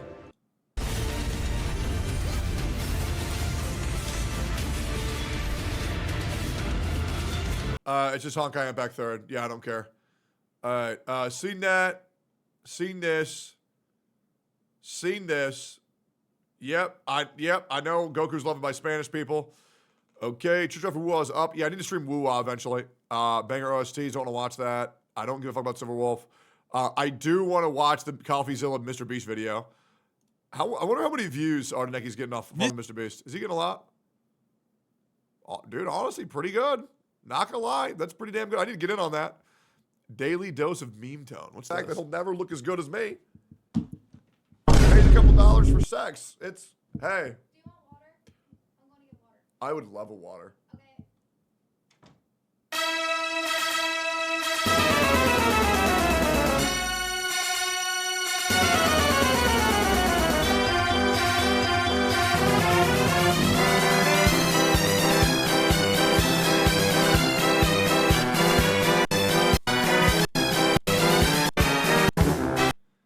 Same clip with one zoom in and blasting circus music. Insane meme.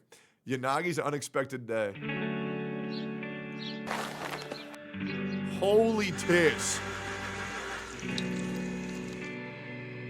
Please be naked at some point. Come on.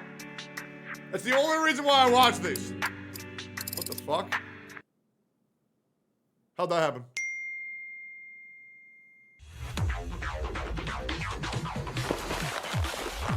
Nice camera angle. Help him, bro. Inside.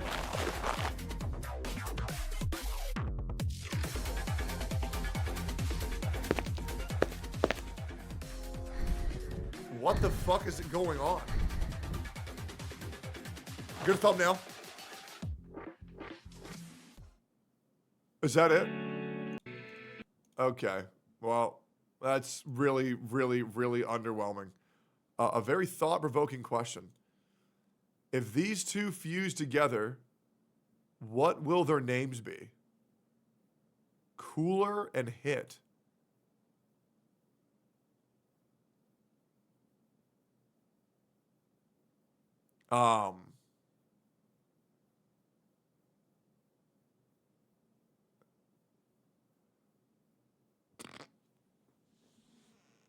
You gotta put it in reverse. You gotta do Hit, then Cooler. You gotta do Hit, then Cooler. You can't. You did it wrong, man. You did it wrong. Bro, that's insane. That is actually fun. Dude. That's actually wild. Guys, the joke is Hitler. All right, cool. Warhammer 40K. We've already seen this. Better than Wordle. Stiller Blade robbed. Unlucky. All right, we've gotten through the entire daily scramble. Let me do that. Let me do the connections real quick. All right. Okay, here we go. Pipe, leak. Wait. Oh shit. Oh fuck. All right. Okay. Leak, crack, hole, pipe. Things that water can go through. Fuck. I'm one away. Oh, son of a bitch. Passage. Fuck. I'm one away. Puncture. Easy. Easy.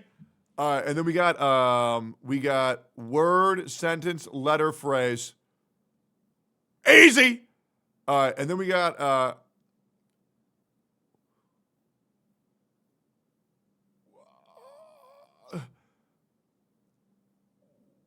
what?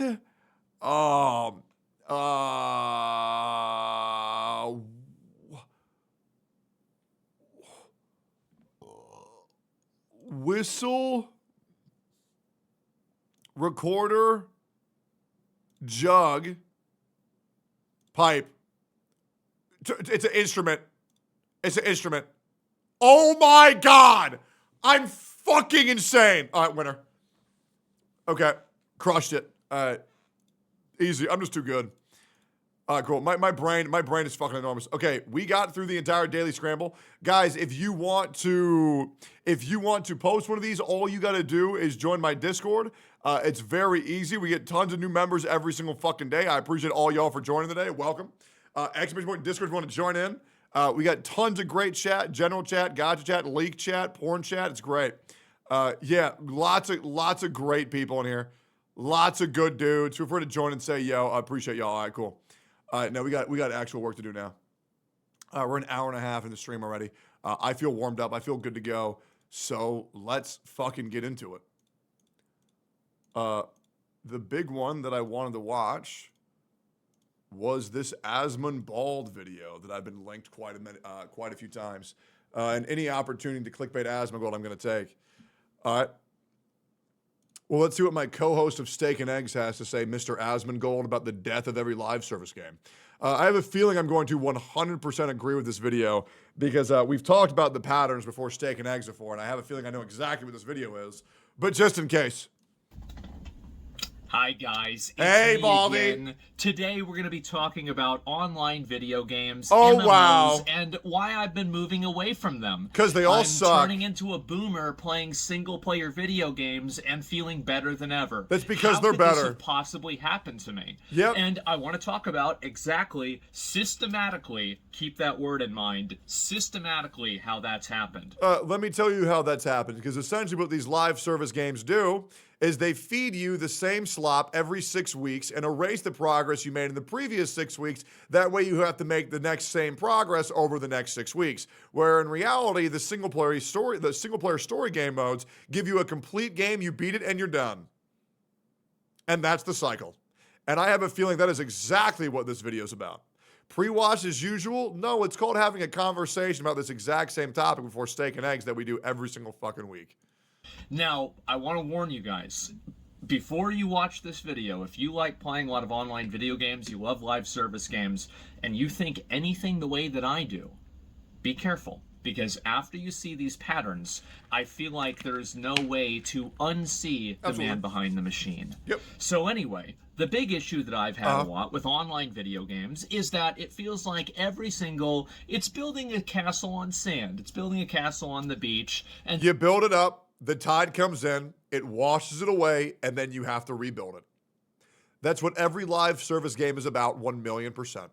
And it's the same thing with a lot of developers who release an unfinished game, and then they say, oh, don't worry, by patch 1.4, then the game will be complete. We all know how it goes. They have all this shit ready to go, but they need more development time. So they release an unfinished product and slowly finish it with subsequent update patches.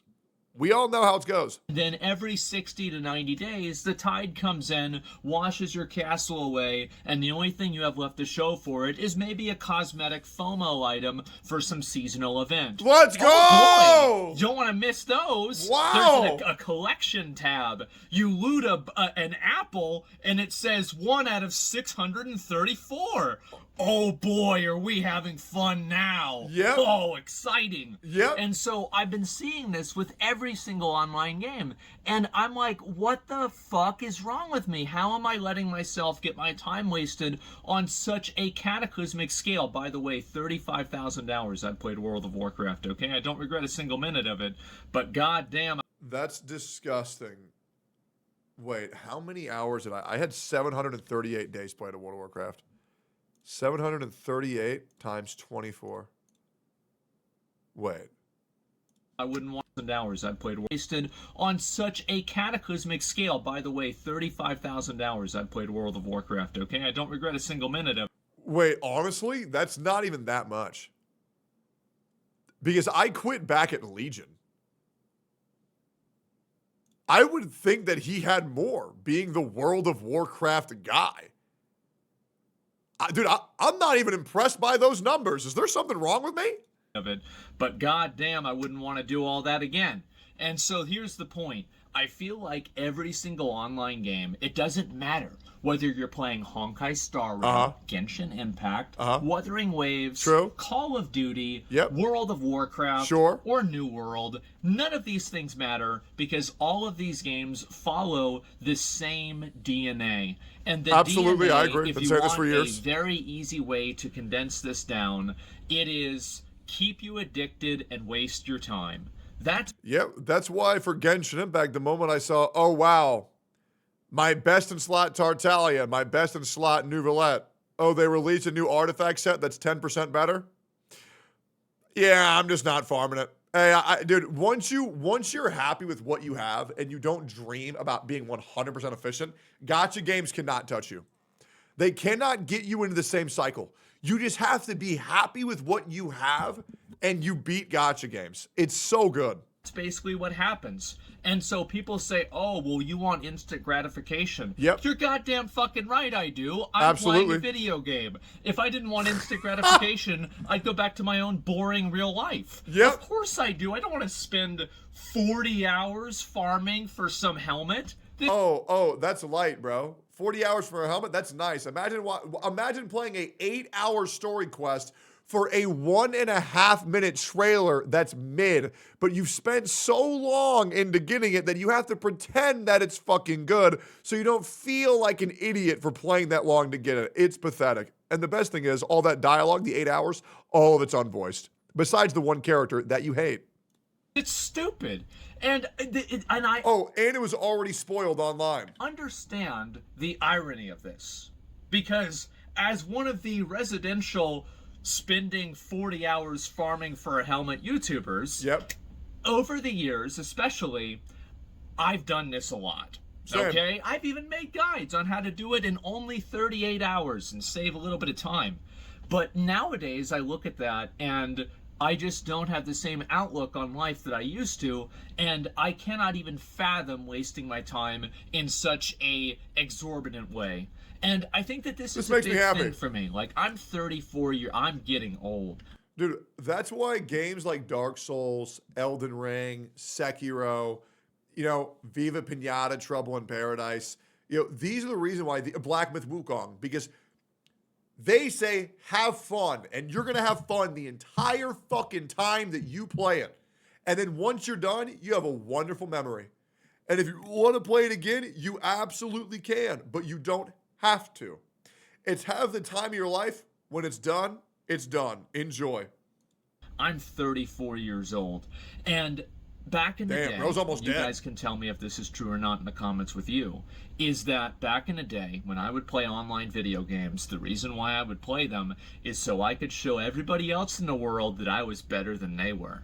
And I got so caught up in this. I love being able to do this. This is my favorite thing to do.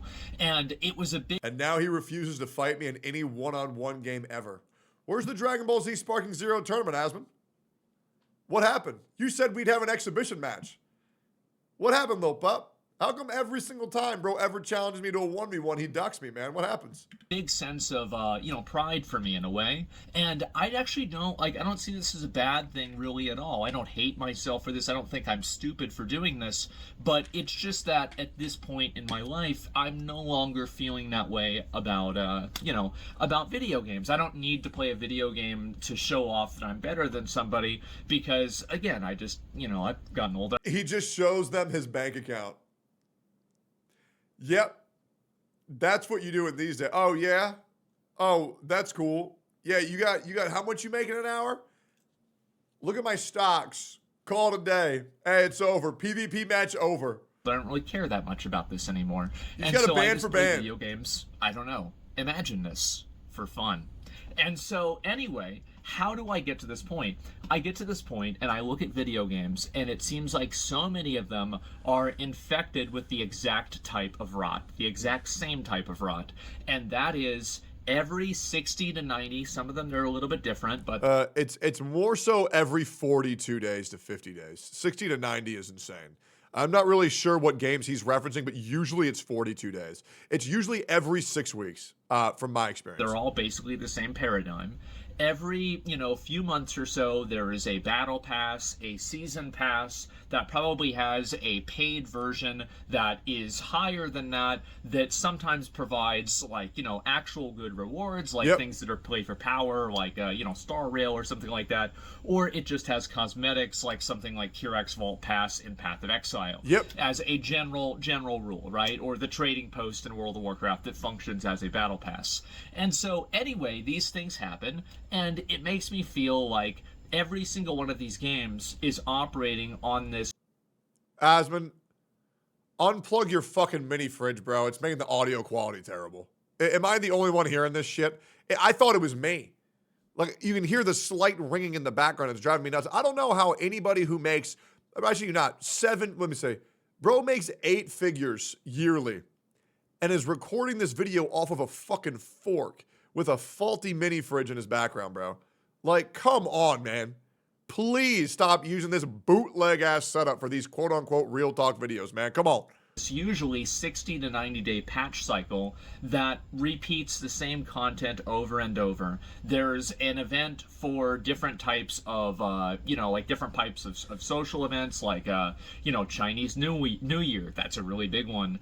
You've got Halloween and all of these different events. And I feel like oh, wow, you hate Halloween events. No, I don't hate Halloween events, but every year when they have them, like, this is just really to sell skins, right? And when every single game is doing this, there's a certain sense of escapism. Yeah, but when they have the Halloween skins, every now and then they make the characters dress up as a sexy cat, and that's just like a fucking massive W, you know what I'm saying? Right? Like, why wouldn't I be excited about that? There's a chance that Widowmaker is going to be a whore for Halloween, a slutty nurse, a slutty maid, a slutty doctor. fuck it, bro. Anything to get her ass more naked, I'm in. The less a game makes, the less the characters wear. And that's why I get excited for these Halloween events, man. It's great for the Coomers. If you're not a Coomer, just don't play gacha games. That's just straightforward, man. That's how it's always been. That I'm looking for in a video game that really kind of evaporates when you see every single one using the exact same, content delivery method, right? Yep. And so I see these games with these battle passes every single time. And it makes me feel like I'm wasting my time doing them, because every time I fill up one of these battle passes, every time I complete a season journey, every time I, complete all of the tasks that have been allotted to me, well, then I wait for a few months and then I have to do the whole thing over again. That's my... Absolutely. And the worst thing is people do this shit and they say, well, I can't quit now, then all my time would be wasted. But that's not how it goes. Your time and money isn't wasted when you quit. Your time and money is wasted when you actually just play the fucking games. So either accept that or just drop it. Dude, I know 90% of Genshin Impact players don't enjoy that fucking game, but they dropped so much money on it during COVID, they don't feel like they can stop. My big reward, and all of them are built around some form of FOMO item, and I feel like FOMO is a very double-edged sword, and I think this is especially true with live service games. And what I mean by that is, with a lot of live service games, how many of you guys played a live service game and you have to play a live service game without time 6,000 you just fall into a loop? Absolutely. You want to make sure every 100%. day you never miss that daily, right? Because you don't want to fall behind. And so you do that, and one day you miss it. It's like... You also spend too much money on Genshin and can't stop talking about it. Yeah, it's because every single time that I do, I get around $1,000 to $2,000. It's dope. Yeah, Genshin Impact truly has been the infinite money glitch in my life, man. It's awesome. Ah, man, I missed it. Okay, well, I'm going to... And it's the root point where every single player of my community fucking hates that game.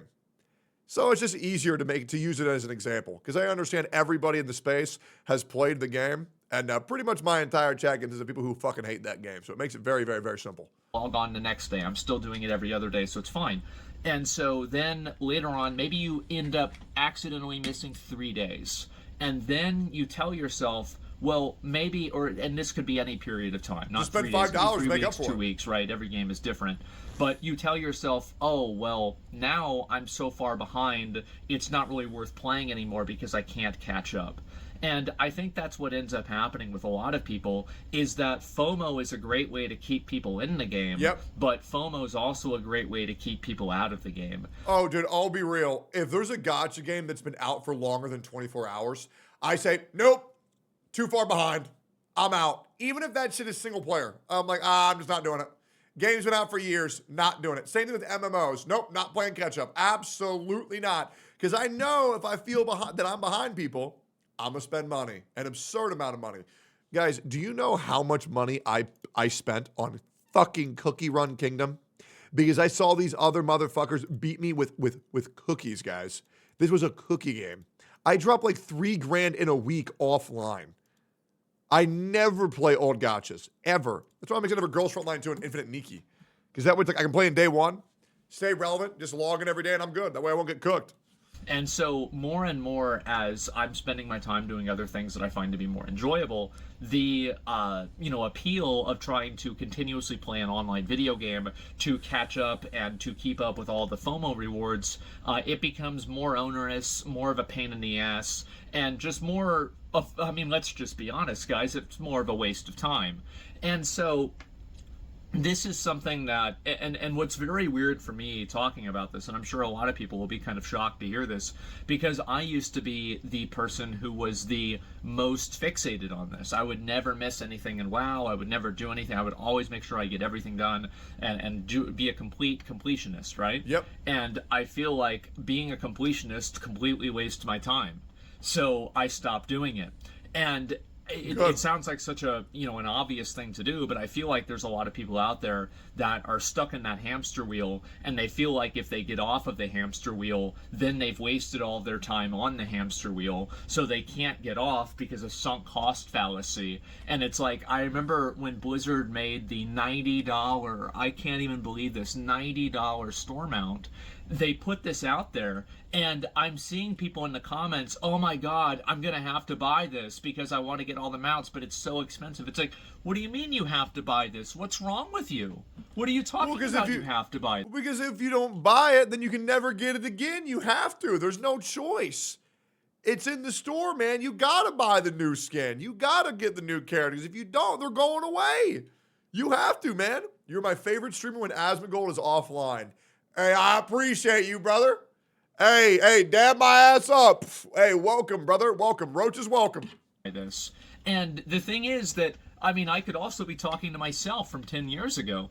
And that's the really ironic thing about it. And so the reason I'm making this video is to express kind of my current state of mind. I still like online video games. I can still play them for fun, but I can never really fully invest into them because I feel like so many systems and mechanics inside of them are designed to waste your time. Absolutely. And I've noticed this. And now the other thing is though, is that like that is what video games are meant to do. Now the problem is that wasting time.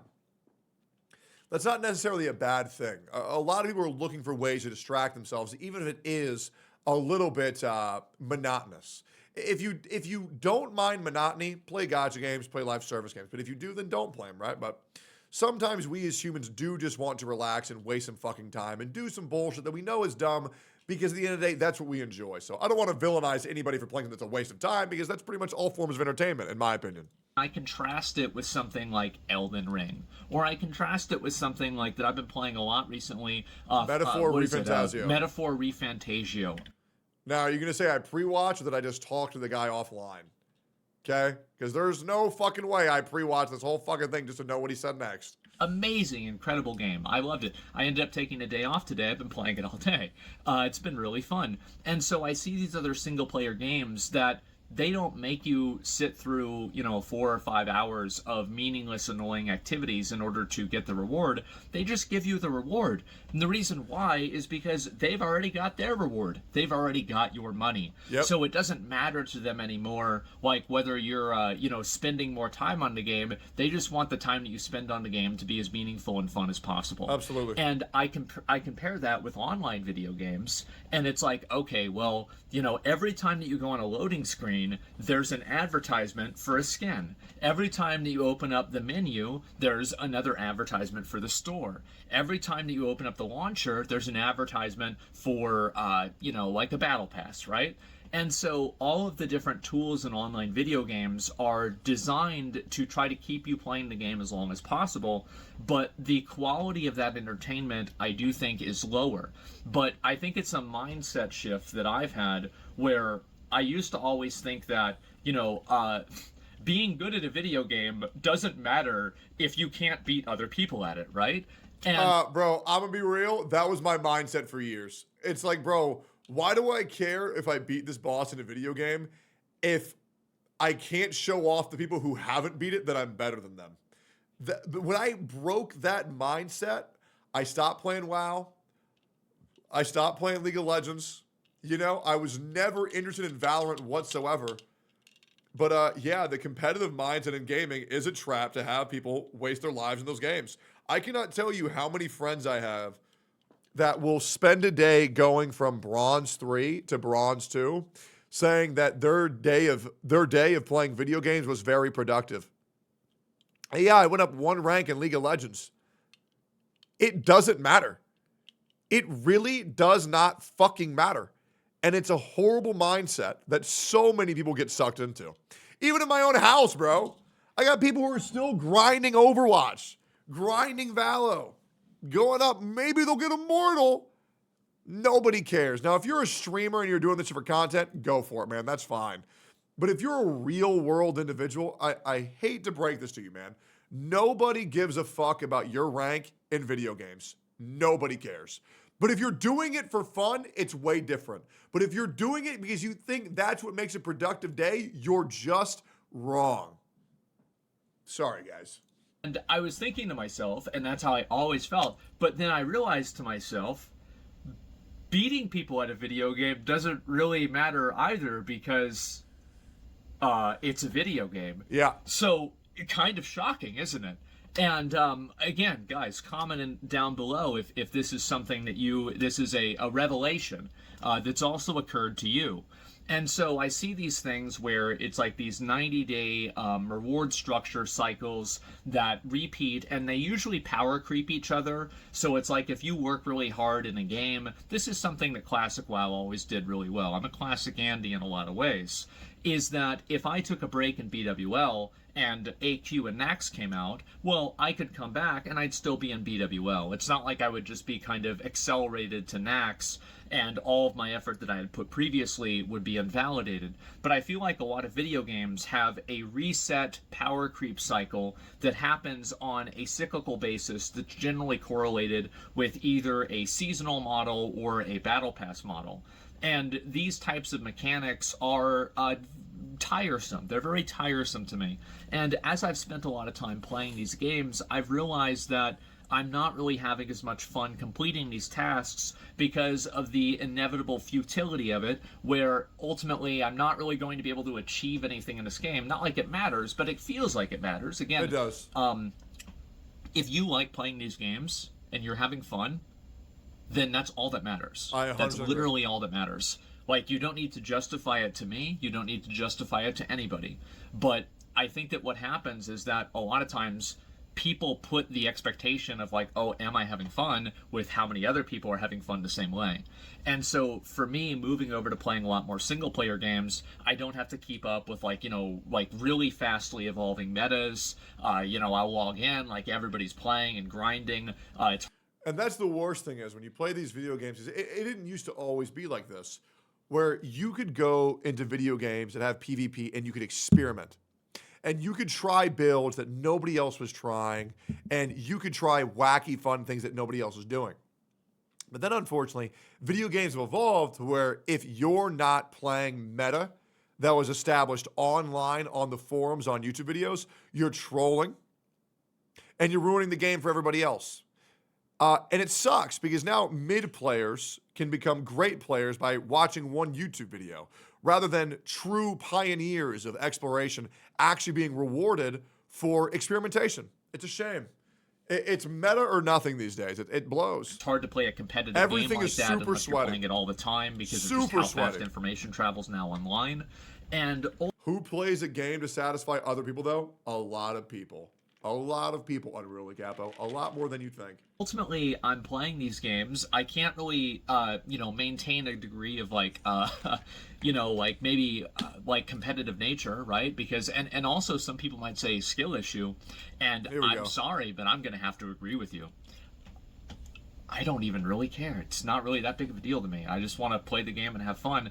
And if I'm getting fucking destroyed, like how many of you guys used to play Fortnite and you stopped playing it because, you know, you build like your little, okay, all right, you son of a bitch, you come over here. And then over there, he's building the Eiffel fucking Tower. And nah, dude, bro built the Twin Towers and recreated 9/11 by the time I built up 2 wood planks. These people are too good. Dude, I'm telling you, autistic children have ruined video games for everybody. They're too good. You feel like a clown and you lose, and so you just lose interest in playing the game. I think that's what's happened with a lot of online games, because everybody's wanting to make a name for themselves. You know, like for a lot of people out there, it's, I wouldn't say, you know, kind of, it is. It's a job for them, right? They're doing this as a career. So they want to be as competitive and as good at this game as possible. And I think the reality of that is that there's so many people out there that it really makes it hard for an average player to have fun playing one of these games when metas and skill caps evolve so fast that you have to maintain a certain degree of consistency playing it, or you're probably not going to have a good time because you're going to get skill gapped or power crept. Absolutely, man. I mean, this was a rude awakening for me for Pokemon card TCG in 2024, where you will go to tournament after tournament. Out of the hundreds of decks that are available to play, you will be playing against 3 of them. You're going to play against Raging Bolt, Lugia, or Regidragos. There are no other decks anybody fucking plays. So when I was trying to have fun with like Flapple or like Bayonet Gardevoir, well, unfortunately, those are only the 16th and 30th best deck. If you're not playing the top 3, it's over. And you know what the worst thing is? Those top 3 are rock, paper, scissors for who wins. It's fucking AIDS. Depending on what the game is. And in fact, in some of them, it's actually Yeah, that's meta. What's the problem? Well, okay, Mr. Oscar, let me explain to you what the problem is. The problem is that when all anybody ever does is just play whatever the best thing is, then experimentation and like actually being a pioneer of exploration and creativity goes completely out the window, because now if you're not playing meta, you're not playing optimally, you'll never win. And nobody ever plays anything unless it's the best thing. So things get very stale very quickly, because instead of a game with infinite amount of varieties of what you could play, it's a 33% chance of what you could play. And the games are going to burn you out way quicker. That's why it's a problem. Both.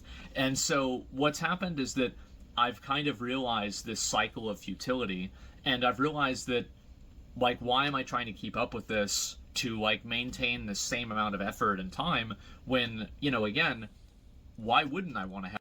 All right, Niku Love, I gotta ask you, bro. Are you being a retard on purpose or no? Genuine question.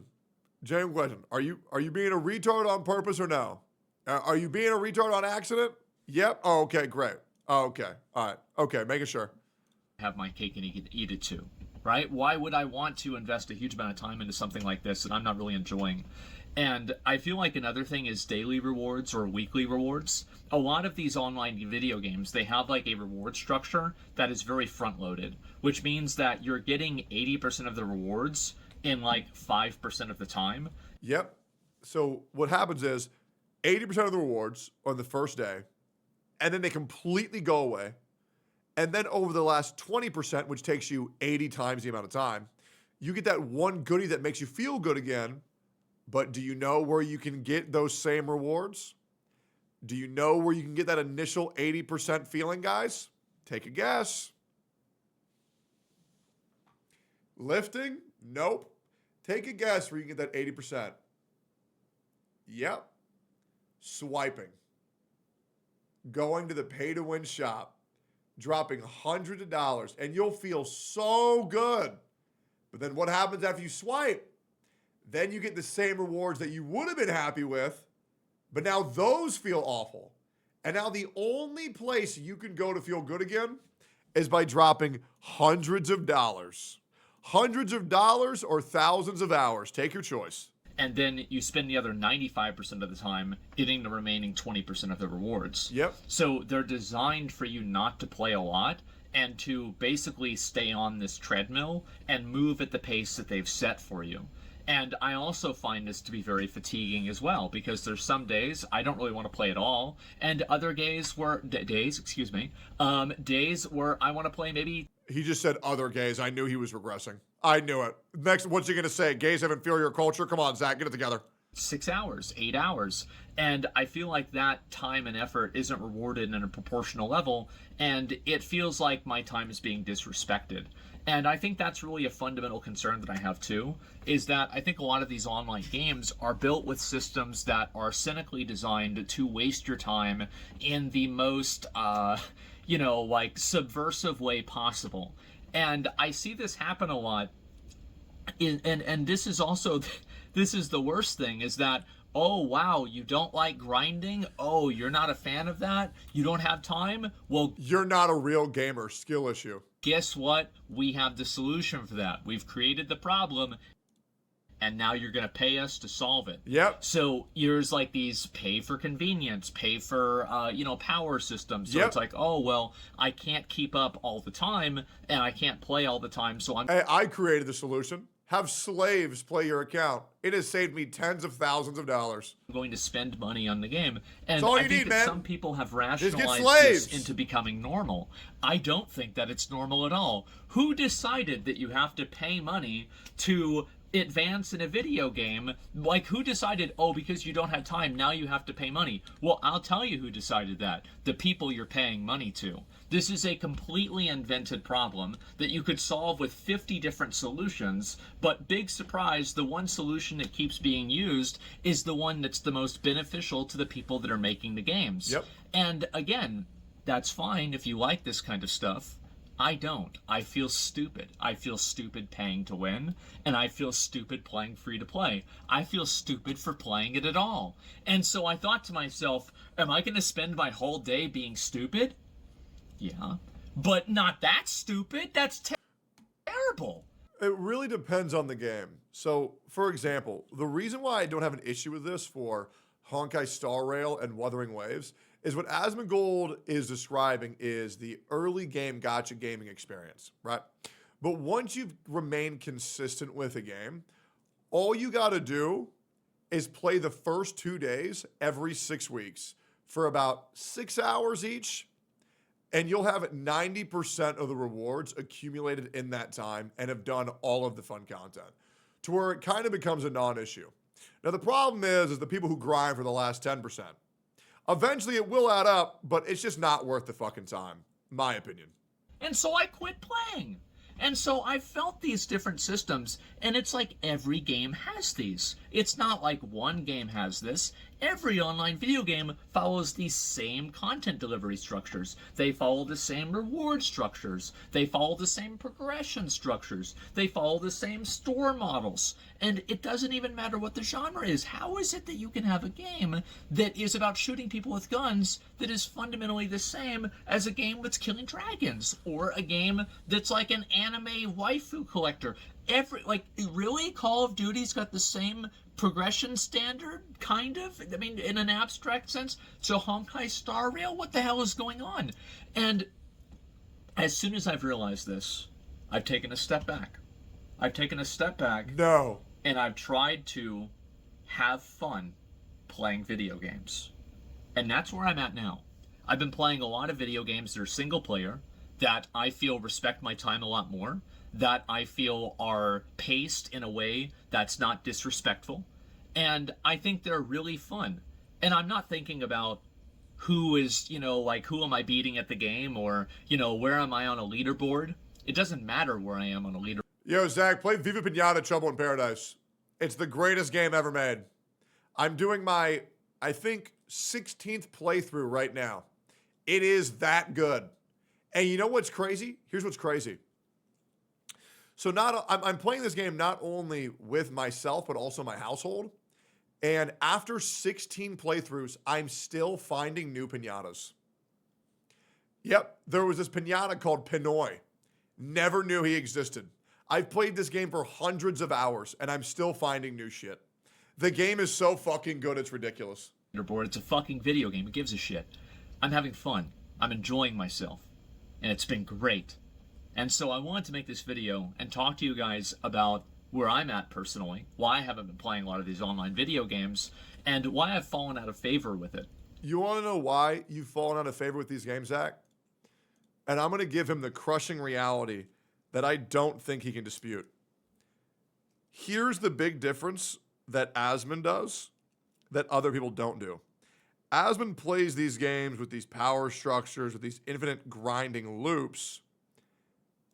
And while everybody else is playing with their friends, he's playing alone. And the reason why these games aren't a complete waste of time is because if you're playing them with your friends, then they're good. You get to develop your social bonds, just like in Persona, right? I bet Asmon would still have so much fun if he booted up World of Warcraft and played that shit with McConnell. But when I see bro playing every game alone by himself, well, no shit, he's going to get burnout quicker. He's just talking to his fucking Twitch chat. And as fun as Twitch chat truly is, and trust me, I get it. When you bring on guests on your stream, usually that's a net negative on your viewer count. It's just about having friends in real life, isn't it? I feel like it would be good. Just boot up the game with some good old homies. I mean, Asmon has a lot of friends. He just don't do nothing with them. Boot up some games, man. Let's play Left 4 Dead. Let's play fucking Warhammer, man. He played Season Discovery with McCool. Was awesome. Yeah, and I bet he had a great fucking time. It's kind of hard if your friends can't spend as much as you do. Well, then, Asmon going just give him $1 million and tell him to retire. You know what I'm saying? Give McCool $1 million. He'll play forever, bro. It's that easy. I yearn for the day that there is an online video game that makes me want to waste my time. But right now, there's not. And so I'm stuck here being a boomer, playing single-player games, and that's just about it.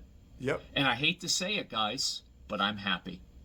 That's all so that matters. anyway, I wanted to talk about this a little bit, give some of the different little patterns that I've been seeing a lot of these online games having, and also share where I'm at. And I think the reason why I wanted to make this video... Dude, this guy should watch Tectone in 2021. I'm surprised that nobody accused him of pre-watching my Genshin Impact content, because I've already made this exact same video before in 2021. I was worried I was going to learn something new in this video, but I think bro just learned that gacha games are gacha games. But I guess I was a little bit, you know, I guess I didn't really think about the outside the structure of, I mean, MMOs and Call of Duty's the same shit. Is because I feel like a lot of you guys out there might be a little bit like me. And let me know in the comments if you are. I'm quite curious. I think this is a long overdue discussion because I feel like this permeates not only the enjoyment of the game, but what are games fundamentally. For a lot of people, they're a form of escapism.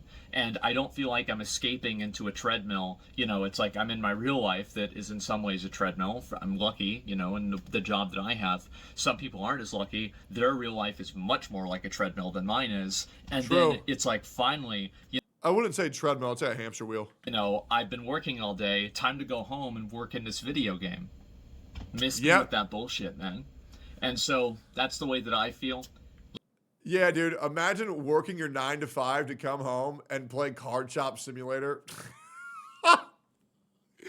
You gotta work in game and then you gotta work out game, brother. Clock in, clock out, clock in, clock out. Let me know in the comments how you feel. And I hope there's more discussion about this. I really do. Because I hope that it'll lead to better online games that are more respectful of your time and fundamentally more fun. So that's about it, guys. I'll see. Dude, great video. Love this guy. A great game that Asmon needs to play next is the one where he goes to a store and buys a new fucking webcam. Title of this video, me. Asmon. Asmongold's quitting. ... Insane. Insane thumbnail title. Anyways, yeah, it's I really hope this isn't like a current revelation that he's had, but I mean, he's probably just ranting, just making a video for the sake of making a video. But I mean, it's the truth. I think if Asmon moves away from live service games, it's probably great for him. Dude, I'm just glad that he's looking healthier and his house is actually looking cleaner. Good for him, man. Love that guy. Dude's awesome. Insane, not clickbait. I mean, it's not clickbait enough. Yeah, you're right. I should go even further. New steak and eggs up out. Oh, man. Oh, man. Guys, you are not ready for what the new steak and eggs video is about. You ready for this? I'm going to blow your mind. This might be the best episode of Steak and Eggs ever released, and you're about to see why. Just wait. Well, guys, It is the first only just Asmon and just Tectone episode. This shit got heated, and this shit got degen as fuck. Emmy, the social correct limiter wasn't in the space, so we got degen as fuck. We talked about some horrific topics, and I'm not gonna lie, it was look at this. Immediately, men are giving up, women are flourishing. How to be successful on OnlyFans. Video games, the gateway to gooning. Dude, this was such a good episode. This was such a good episode. I'm not gonna lie. When Emmy goes missing, me and Asmon go out of control. We need her back. Supportive posts. I don't want anybody to think that I, think the podcast is better without Emmy. But it's a great video. Emmy will be back next episode.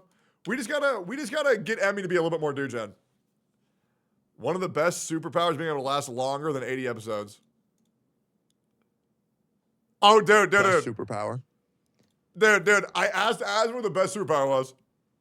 probably being able to go really fast. Watch this. No, it's not. Why? It's erase time. bro, this bit is so... I'm not going to spoil it. This makes Asmon lose his fucking mind. I finally got him into the woke erase time pit. Dude, it is so good. It is so beyond good. You already talked about this? Yes, but I haven't talked about it with Asmon. It's great. Bro, the erase time was like 60 episodes ago? Yeah, I know, man. It was great. It was so, what is this?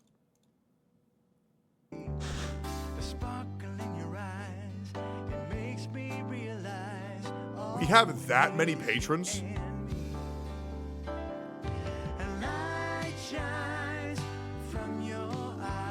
What the fuck? Where the fuck is all my patron money then, man? I ain't getting paid shit for stuff. I've been doing this shit pro bono for like 2 years. Where the fuck is my money? Yeah, anyways, this is a great topic. For anybody watching Steak and Eggs, make sure to leave a comment. This shit was awesome. This shit was so good. I hope you guys will like it. Wait, is that? Oh, wait, Sarah, fuck yeah. Basically. And now... Do you know we also have a Patreon? That's right, you can get even wow, more so good. Wait, what is this? And now, a word from our sponsor. You're a millionaire? Yeah, but not for long. Check this shit out. It's a new cup from Gamer Subs, and it looks very cool, very Sugoi, and it's better than every other cup because it's from Japan. Wow, awesome. And you can get this on, I believe, November 14th. It's going to be available for 2 weeks, and then it'll never be sold again. And you can use code BALDY, B-A-L-D-Y, for 10% off. Yeah, and also... I made sure that I used specifically my code and nobody else's. Felt awesome. I think I'm having a Gamer Subs flavor releasing later this November as well. But that's a lie. It's being released in December. Yeah, we love Gamer Subs here. Cool OTK merch. If you want to try it for yourself, want to go get one, gamersubs.com. They put it in there. Free money. Let's go. Yo, code Baldy, code Baldy, code Baldy, code Baldy. Also, boys, remember that we have the TCG Card Shop Simulator IRL stream with 30 other streamers who are going to be participating in this event. I can't wait to see you guys there. Twitch salute, drama alert. What's this? Twitch apocalypse has arrived. This is supposed to be a huge marketing month, too, due to holiday rush. The stock guy frustrated about a lack of communication from Twitch. Ad revenue down 80% from recent controversy.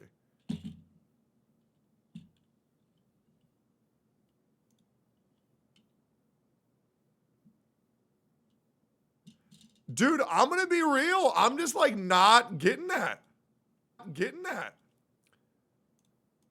I don't know. Like, are all these motherfuckers lying?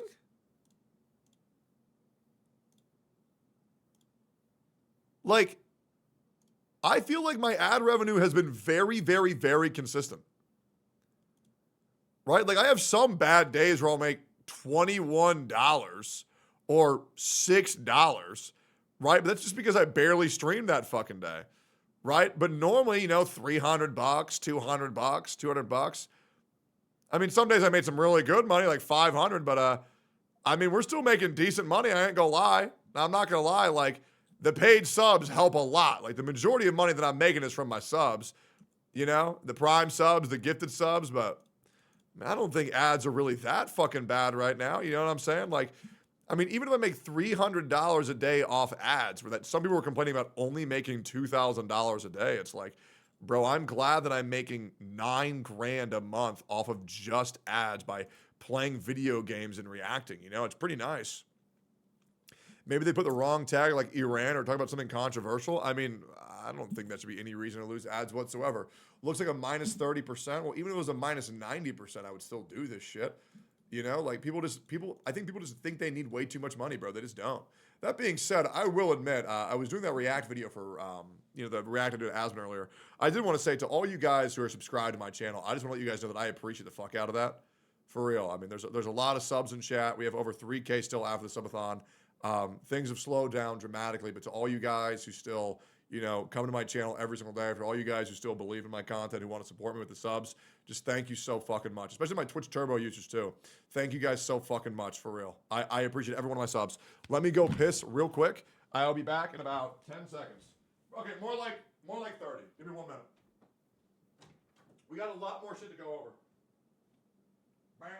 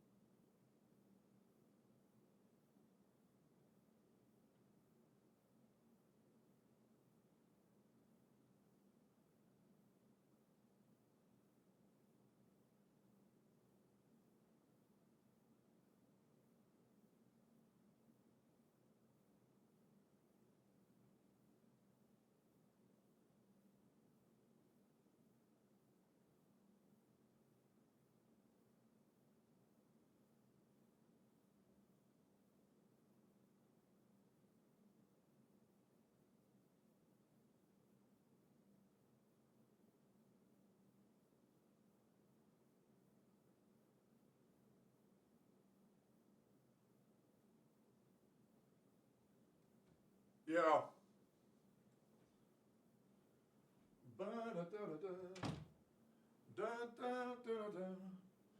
I really need to find my knee brace before I do basketball today.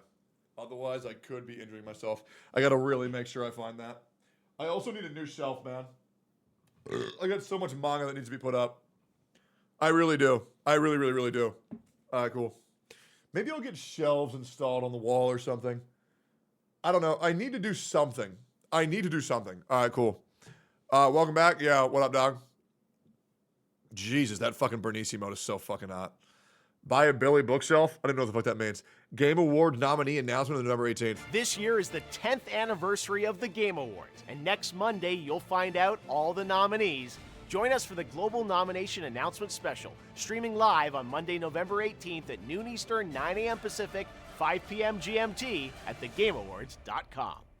We will be streaming this before I go to Steak and Eggs. Oh, that is insane content.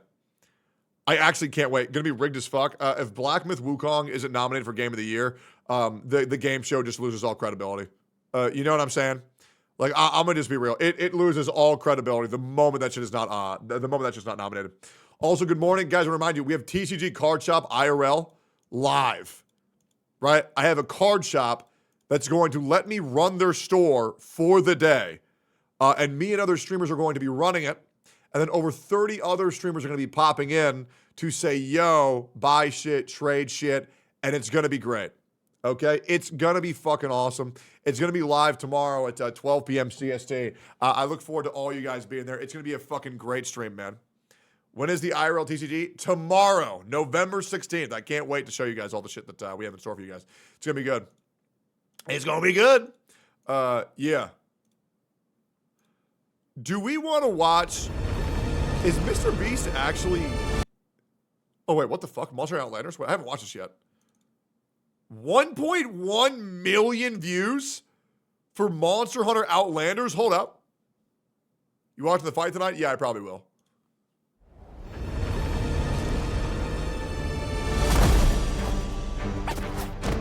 Damn, this shit is popping off, man. Those are not the in-game graphics. No shot. Holy fucking Rathalow. Oh my god. Show me the game. Looks good. Looks really good. Looks really oh my god.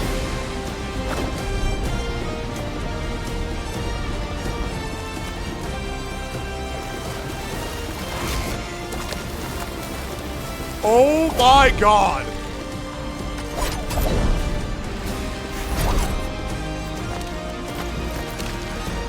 How does it look better than a normal Monster Hunter game? Oh my god! Holy shit!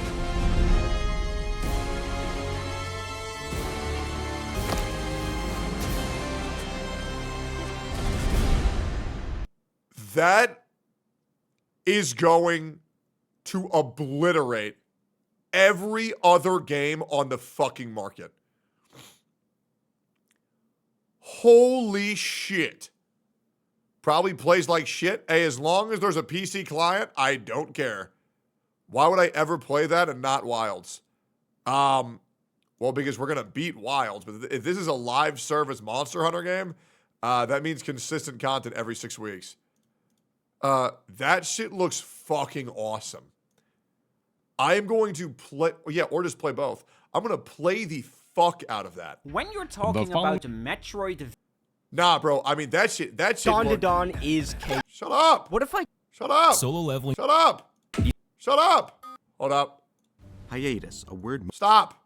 In 2022... Enough. What if? What if? What if I'm gay? What if I'm really, really, really super gay? All right, cool. Yeah, that shit looks insane. $1,800 mobile game? Exactly, bro. No, I mean, yeah, that looks really, really, really, really fucking good. I need to watch that later off stream. Okay, I wanted to watch this MrBeast video. Because apparently MrBeast is actually doing some scummy ass shit, which really worries me. Because CoffeeZilla has made videos in the past completely dissecting people. TLDR, CoffeeZilla video is in the first 20 seconds. Let's say, is he cooked again? Well, we're about to find out if MrBeast is cooked again. I mean, CoffeeZilla has made videos completely dismantling tons of creators like KSI, Logan Paul, and he pretty much only investigates and reports on shit that's 100% objectively true. So I don't know what the hell Jimmy MrBeast is doing. That being said, Jimmy, me and you are cool, man. Please invite me to one of your YouTube videos. And please give me $1 million. MrBeast, please.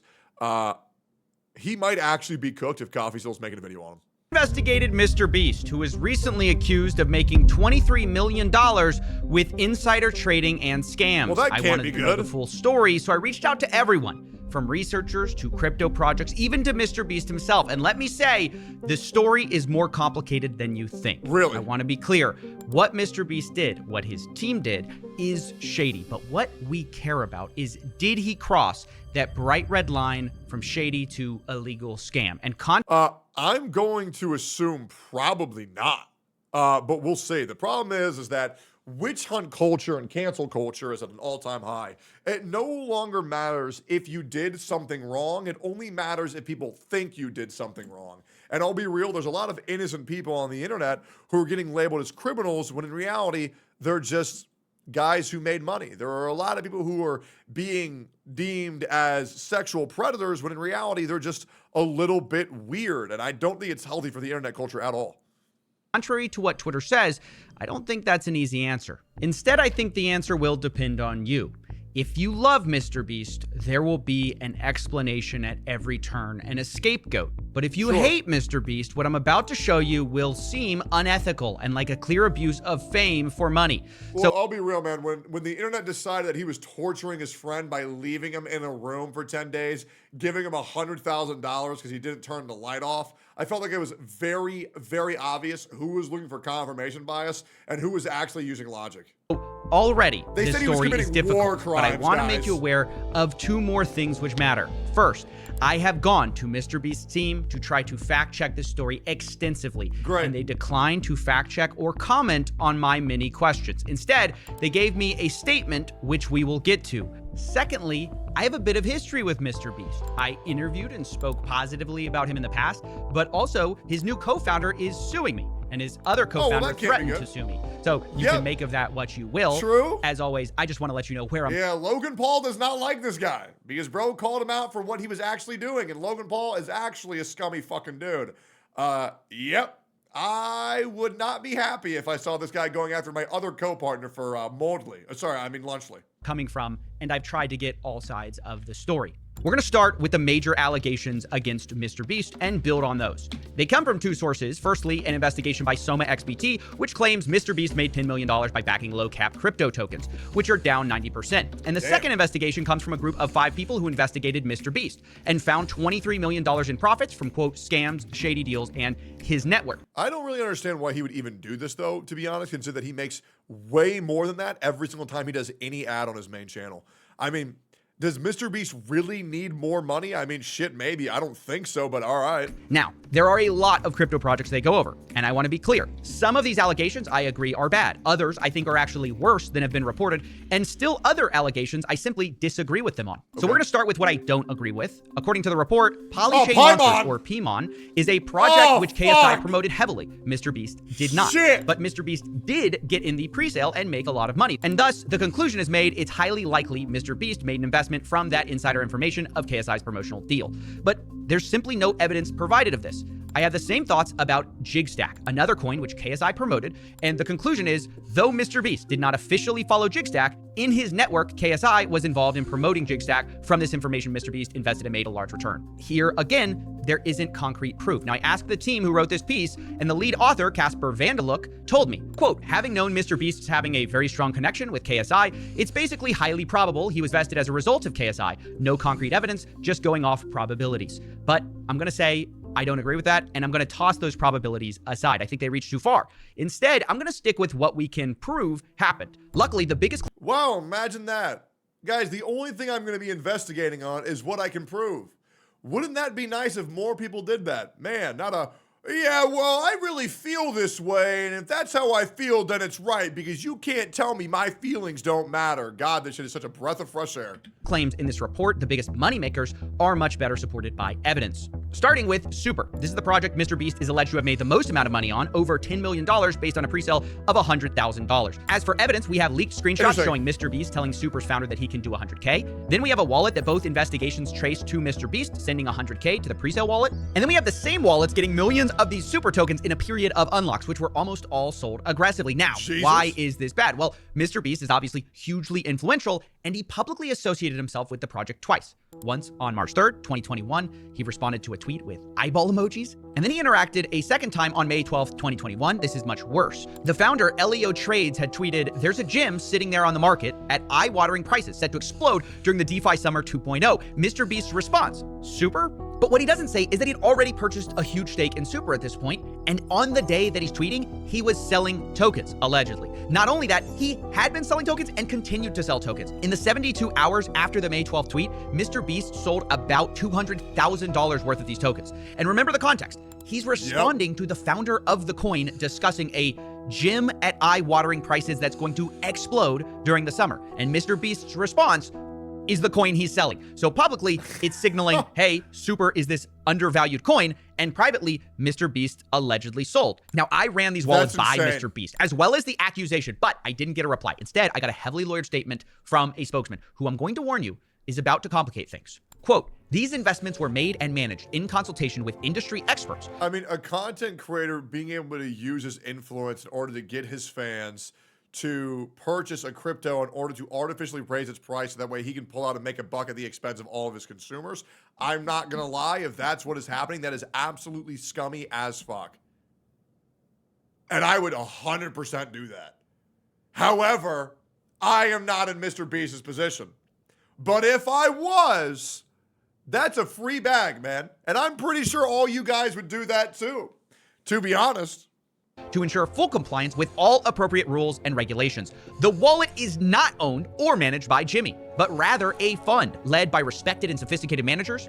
The fund closely evaluated and scrutinized hundreds and hundreds of opportunities, which resulted in several investments. Some have been more successful, others less, and others still works in progress. The fund's investment strategies apply the same rigorous standard as many other experienced investors in the field. Now, I have a lot of questions, but the big thing is Jimmy denies doing any of the trading or managing the trading and blames it on a fund. So I asked some obvious follow-up questions. What is the name of this fund? Who are the industry experts? And what rules and regulations were followed that allowed you to tweet about a coin while your fund is selling? I didn't get a response. It's worth mentioning the spokesman is Matthew Hiltzik, a well-known crisis management consultant. Thankfully, online, there still are a number of clues we can follow to try to find the right person for this fund. The reason most people link MrBeast to this wallet we've been tracking is mostly based on a tweet by MrBeast saying he bought a specific crypto punk, which belonged to an account which goes by Wu-Tang Clan. People assumed, understandably, that this was MrBeast's wallet. But what is lesser known is that another account has also tweeted about CryptoPunks and has the same ties back to Wu-Tang Clan. A guy named Jason Williams. He's followed by MrBeast on I'll be real, man. Wu-Tang ain't nothing to play with. Twitter. And he's the author of a book on Bitcoin, so he's a crypto guy. And I found Jason tweeting about Hey, yo, it's me. other CryptoPunks saying, I hope you enjoy your new home, sold for 100 ETH. That sale he's talking about links back to the same address MrBeast does, Wu-Tang Clan. On YouTube, there's even more clues. Jason can be seen surfing wearing a Wu-Tang Clan shirt, and his brand name, Going Parabolic, happens to be owned by the same MrBeast wallet, goingparabolic.eth. So there's very good evidence that Jason Williams was also involved in this same wallet, which means that it might be true that MrBeast wasn't the guy buying or selling, which would be good for MrBeast and bad for these investigations. But just when I thought MrBeast might have no say in what the No, I disagree. Saying it's bad for investigations is just a horrible mindset to have. We just want the truth. It doesn't matter whether we can paint Jimmy Beast as a bad guy or not. The only thing that we should be really worried about is finding out what actually fucking happened. God, I hate that phrasing. This wallet did. I saw this podcast with Logan Paul, where Jimmy discusses CryptoPunks once again, and things get complicated. So me and Logan both bought punks. You guys have probably seen on his Twitter that he bought a bunch of CryptoPunks at the same time, right? Yep. Gary pulled us Yep. in that call. Yep. So have you ever told that story? No. Gary V, it's like 11 p.m. just out of nowhere, just calls me and he's like, "Yo, I got like 30 people to call. Hop in." I'm like, I don't care. He's like, "It'll be the best decision of your life. Just get in." I was Yeah, like, "Okay." yeah. And so I just joined the call, and I just see like Logan, and I don't even know these other people. I don't know, put them on blast. Every heavy hitter you can imagine who's Exactly. worth $1 billion was on this one call, and Gary V is in the little corner, the little square. He's going, CryptoPunks. It's gonna be huge. It's gonna be the next Facebook. We're all of us. We're like, okay, Everyone's Gary. judging. I'm texting Logan. He's I'm like, is Gary this, lost is his this mind. legit? Bro, all of us are like, yo, Gary's nuts. Yo, Gary was right again. And I bought a bunch. Wait. Yeah, I bought quite a few. How many? I don't want to say it, but You have to say it. I bought multiple ones. Yeah. Well, bro, are you in double digits, punks? Double, just shy. Huh. Well, this clip is very interesting because Jimmy said he made the decision to get CryptoPunks based on a call with Gary V. But those punks are owned by the wallet we just said was controlled by Jason. So it appears sometimes MrBeast is telling Jason what to buy for this fund. MrBeast then later talks about selling these CryptoPunks and rolling the money into a new project. And once again, it sounds like he's in charge. Well, I've already sold quite a few of them, so I don't. What? He's on to the next thing. So here's my mentality on MrBeast. I think MrBeast is good at clickbaiting and understanding YouTube algorithms. I don't think he's that smart of a guy outside of that. I think it would be very ignorant to think that MrBeast is in charge of every aspect or decision his entire life. He hasn't had the free time in order to excel in these fields. I think it's very obvious that he's just listening to a financial advisor and is not operating underneath his own accord. My opinion. I bought a bunch of, so then I rolled the money into VFriends because Gary, same thing, called me. He's like, VFriends. I was like, I don't know, but last time I made money, sure. I'll be honest, these clips to me make it difficult to assume MrBeast had no idea what's going on. Absolutely. He talks about CryptoPunks and VFriends very like obvious personal that he doesn't know investments. what's going And on Twitter, he says that not only he bought CryptoPunks, he also tweets about loading up on VFriends. But again, I have to say, it is also abundantly clear Jason Williams was involved. He says, hey Gary, thanks for the VFriends gift code. It was a gift from Gary to MrBeast. I'm very thankful for it. He didn't have to send anything. So once again, Jason Williams appears to be involved and have something to do with the trading or management of MrBeast's crypto wallet, but we know MrBeast made some of the decisions. So of course, I asked MrBeast to explain himself if he had any say over the trading, but once again, there's no response. So now I want to turn back to Super. We know from leaked DMs that MrBeast and not Jason set up this presale, and we know that MrBeast made the tweet. So now we have to guess. Here's what we know.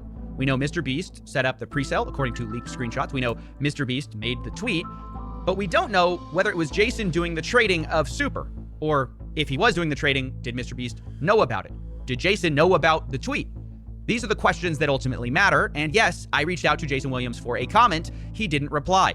I did, however, get a hold of Elio Trades, who is the founder of Super, and he insisted that MrBeast's tweet was not a part of a deal for promotion. But you should know, he also mentions how upset he was with how presale investors sold their tokens, saying most of them sold, including MrBeast. So those are the facts. MrBeast gets involved in a presale, for some reason tweets at this project twice, one time on the day his fund is selling tokens, where he seems to imply that they're undervalued. In total, he's alleged to have made $11 million with this deal, according to the report. So yeah, that's really bad. Now we're going to turn to another allegation, which is about Earn, or Eternity Chain. There are some facts which are the same. I feel like I don't want to cast judgment on this guy quite yet. I'll be real, still in my books, it just seems like Jimmy Beast and a bunch of large creators are using their mass amount of wealth in order to explode that exponentially by using professionals in the field. I don't see anything outrightly scummy just yet. I haven't seen him do anything where he was manipulating his audience just yet, besides a tweet or two. So for me, he's still all right in my books, but we'll see. Let's continue. There are others that are different. For example, instead of MrBeast setting up the deal directly, the team at Earn claims they never spoke to MrBeast. Quote, "We were speaking to his fund manager. And when I asked about these wallets selling allegedly over $4 million in tokens, they say, quote, MrBeast's fund was an early investor in our pre-sale. He had the same unlock schedule as every." Why do you like Jimmy so much anyways? That's a great question. So the problem is that people on the internet who think that when you defend someone, you like them. When you go after somebody, it's because you don't like them. The only thing that I care about is the truth and not holding innocent people for crimes they did not commit. As a guy who has done pretty much everything great, I know how it feels to have retards come after you and tell the internet that you did all these horrible things that you just simply did not do. And then whenever you ask them for proof, they'll say, oh, well, I don't want to give proof. I don't want to. Or, oh, the proof is coming, guys. Trust me, it's coming. And it never fucking will, you know? So, like, I sympathize a lot with people who get accused of doing bad things that they never fucking did. Everyone else. Were we happy with the way he sold? Definitely not. But legally, there was nothing we could have done.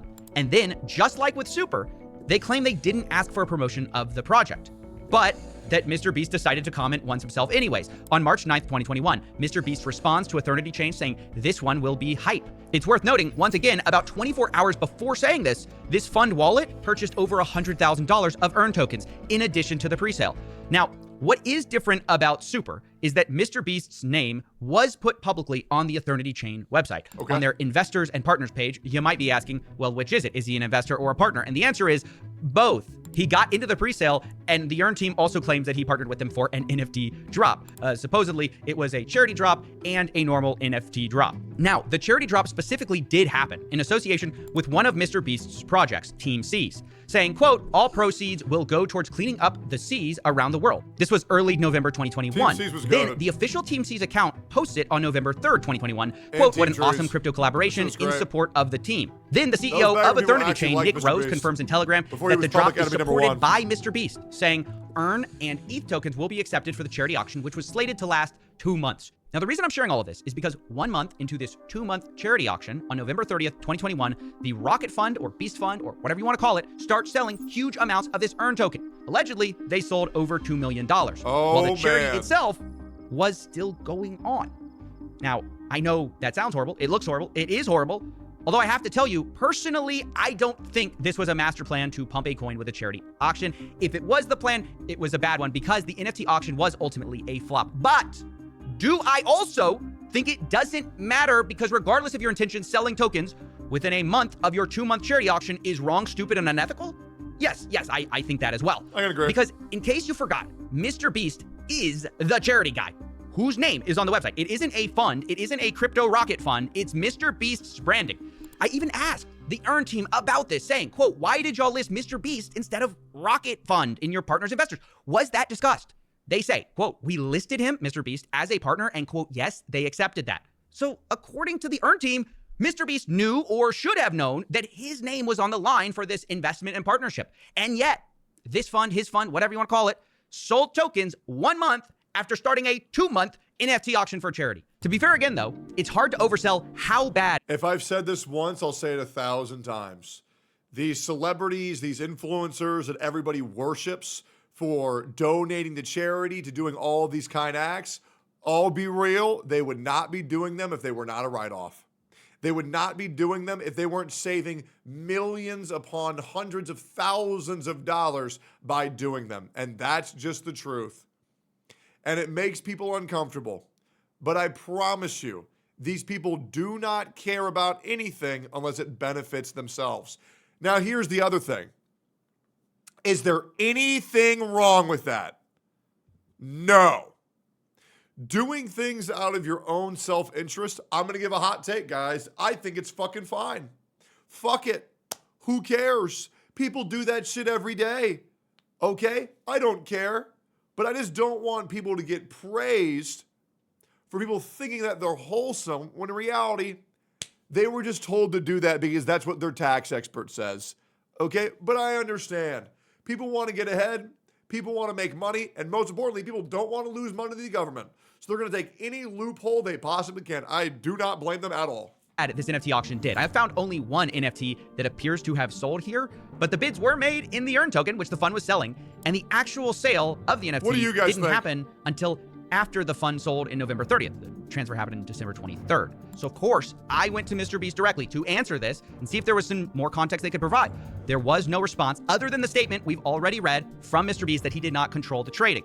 Although again, that isn't a really satisfying answer because we've established MrBeast would sometimes direct what to buy and sell to this fund, like CryptoPunks. Personally, like I said, I don't think this was a pre-planned scheme. But regardless of intentions, if you're the charity guy, you support a charity, it flops while your fund makes millions of dollars in profits because it's selling the same earn token people could bid on the charity with, that just is awful. And you should feel awful about it. Look, now I want to move on from that to talking about our final token, XCAD. This is a token you may remember from our investigation into MrBeast's business partner, KSI. But unlike KSI, MrBeast was not promoting it. Which I'll go on record. KSI is the best of the three. His song, Thick of It, was a fucking banger. It was overhated because that was the popular thing to do. Thick of It was honestly a great fucking song. I don't care what you say. Legit, I don't care what you say. I'm in the thick of it, everybody knows. Shit was hilarious. It a lot on Twitter. In fact, the only reason we know MrBeast was in the presale is that there were several articles about it, bragging about that fact. Once again, MrBeast's name was used to promote this instead of the fund itself. And internally to investors, I have to say, this built up a lot of excitement, not just because MrBeast is a huge name, but because XCAD had what's called creator tokens. So the idea to some investors is that, well, if they're investing MrBeast and KSI, what if they were ever to launch creator tokens? That would be massive. And I bring this up because some people might ask, like, what do these affiliations, how do they impact people buying these projects? And the answer from what I've seen is they actually do impact it quite a lot because people are anticipating like further involvement, and also the idea is like they must not be investing unless they're long-term holders. You can see this in the Telegram chat. It became so common that in the XCAD community, one of the admins says, "Here we go again," another community member asking if there's any possibility of a MrBeast KSI token. And meanwhile, by the way, as that's happening, as the investors are hoping for these creator tokens and that they're imminent, behind the scenes, something entirely different had been happening. Like with Super and Earn, MrBeast's fund sold a lot of their XCAD early in 2021, rather than holding their tokens. And this was surprising to even the founder of XCAD himself, Oliver Bell, who said they told him they were going to do the opposite. He tells me, quote, "Hey, so MrBeast reached out to me during our pre-sale raise. A group was set up with his team, and we had a call with his team, and they said they liked the concept. There was no strings attached to the investment. They did, however, want a lot bigger ticket than what I offered them, which I'm glad I did not fulfill. We discussed not just flipping this token, as this can damage projects if people have decent-sized tickets. It was my understanding we were aligned on this. However, after listing to which XCAD performed well, there was heavy dumping from a wallet linked to MrBeast's team. I got in contact with them immediately and asked them why they were selling like this." Now, Oliver later claims this discussion about flipping tokens and them being aligned about the fact they're not going to flip these tokens so quickly was with Jason. And apparently, Oliver was so upset about what happened, he DM'd Jimmy directly, quote, explaining his team will ruin his reputation. And look, sorry to be a broken record, but yes, I reached out to Jimmy about this too. And once again, there was no reply besides the statement we read earlier. It's worth mentioning that. Now, I would like to say that a no response does not equal guilty conscience. MrBeast is a busy guy, and I'll be real, mis DMs happen all the time, and sometimes people just don't want to fuck with it. I don't really want to say a no response equals an admission of guilt. I think that's a horrible mindset to have. That I asked Oliver for proof of this message about ruining relationships, and he said the message had been deleted on Telegram. So who you believe here is up to you. Oliver also says, quote, "I don't think Jimmy has a bad heart or is a bad person. I think he has genuine interest in the crypto space, but I think the team that handles his crypto is completely clueless." And here, on this last point, I have to disagree with Oliver. I don't think that Jimmy's crypto team is clueless. I think they saw an opportunity to make millions of dollars with MrBeast's valuable brand. And they took it. And they did make millions of dollars. 100%. And along the way, they did some things that were shady. Whether or not you think they were also illegal is probably going to be shaped by our unanswered questions and where you fill in those gaps. I don't think anything he did was illegal, based on if this is all the information we've been presented. I don't think any illegal action was committed. I do believe incredibly shady, incredibly unethical. I think when you use your influence over your audience in order to further your net gain, by like leeching the money from their investments to boast your own is incredibly dangerous and an incredibly bad thing to do. Gaps. For example, do you think MrBeast knew about the selling that was going on May 12th for the super token? Why did he make that tweet? And then, do you think MrBeast knew about the charity auction and the selling that was happening on November 30th? And do you think Oliver Bell DM'd MrBeast and told him his crypto team would ruin his reputation? And if so, was that ignored? I hate to leave so many unanswered questions here, but I warned you, this was a complicated story. And a big part of the problem is the guy at the center of this story cannot or will not give more than a heavily lawyered statement through a spokesman who's a crisis management consultant. And let me just say, it's also frustrating that this statement... Now, I would like to say, with that many eyes on MrBeast, you gotta understand, MrBeast blew up way too fast, way too quick. Once again, I don't want to come off as a MrBeast dick rider here, but there's one thing that I'm not, and that's somebody who just goes out for somebody for no fucking reason. Okay? I think that what he did was very shady. I think it was very unethical. I don't blame anybody for having a crisis manager to make sure their words are perfect due to the nature of his situation, which is he was a young kid who blew up way too fast, way too quick. I also think MrBeast is way dumber than people think. I think he's operating by the confines of which he has been constructed to do. However, in the process, he has not done his due diligence to ensure that what he was doing was correct and not harmful. And I do think there is a degree of guilt and there is a degree of punishment or a negative effect on his reputation that he does need to be held accountable for. Because just because you're a guy who's just doing what you were ordered, eventually you got to question the guy who's giving you the orders. And I'll be real, and that's a great point. If you're hanging out with Logan Paul every day, really not surprised if you end up being a piece of shit. I'm going to keep it a buck. That guy is a scumbag. Takes zero accountability. Great professional wrestler, though. Despite the fact MrBeast's team knew every major allegation that we're laying out here today, there is no mention of selling while MrBeast was tweeting about Super Token. There's no mention of them selling tokens a month after they partnered with a 2-month charity auction. And because of that, this statement feels very hollow. I think to MrBeast and probably to his fund, maybe this is just business. You know, they set out to make a lot of money and they made a lot of money. What's the problem, right? This is America. They might think this is the biggest MrBeast nothing burger since MrBeast Burger. But look, honestly, I'd agree with them if they had done this crypto stuff without using MrBeast's name. But they want to have their cake and eat it too. This fund trades on MrBeast's name, as we've seen. They get in pre-sales based on his name.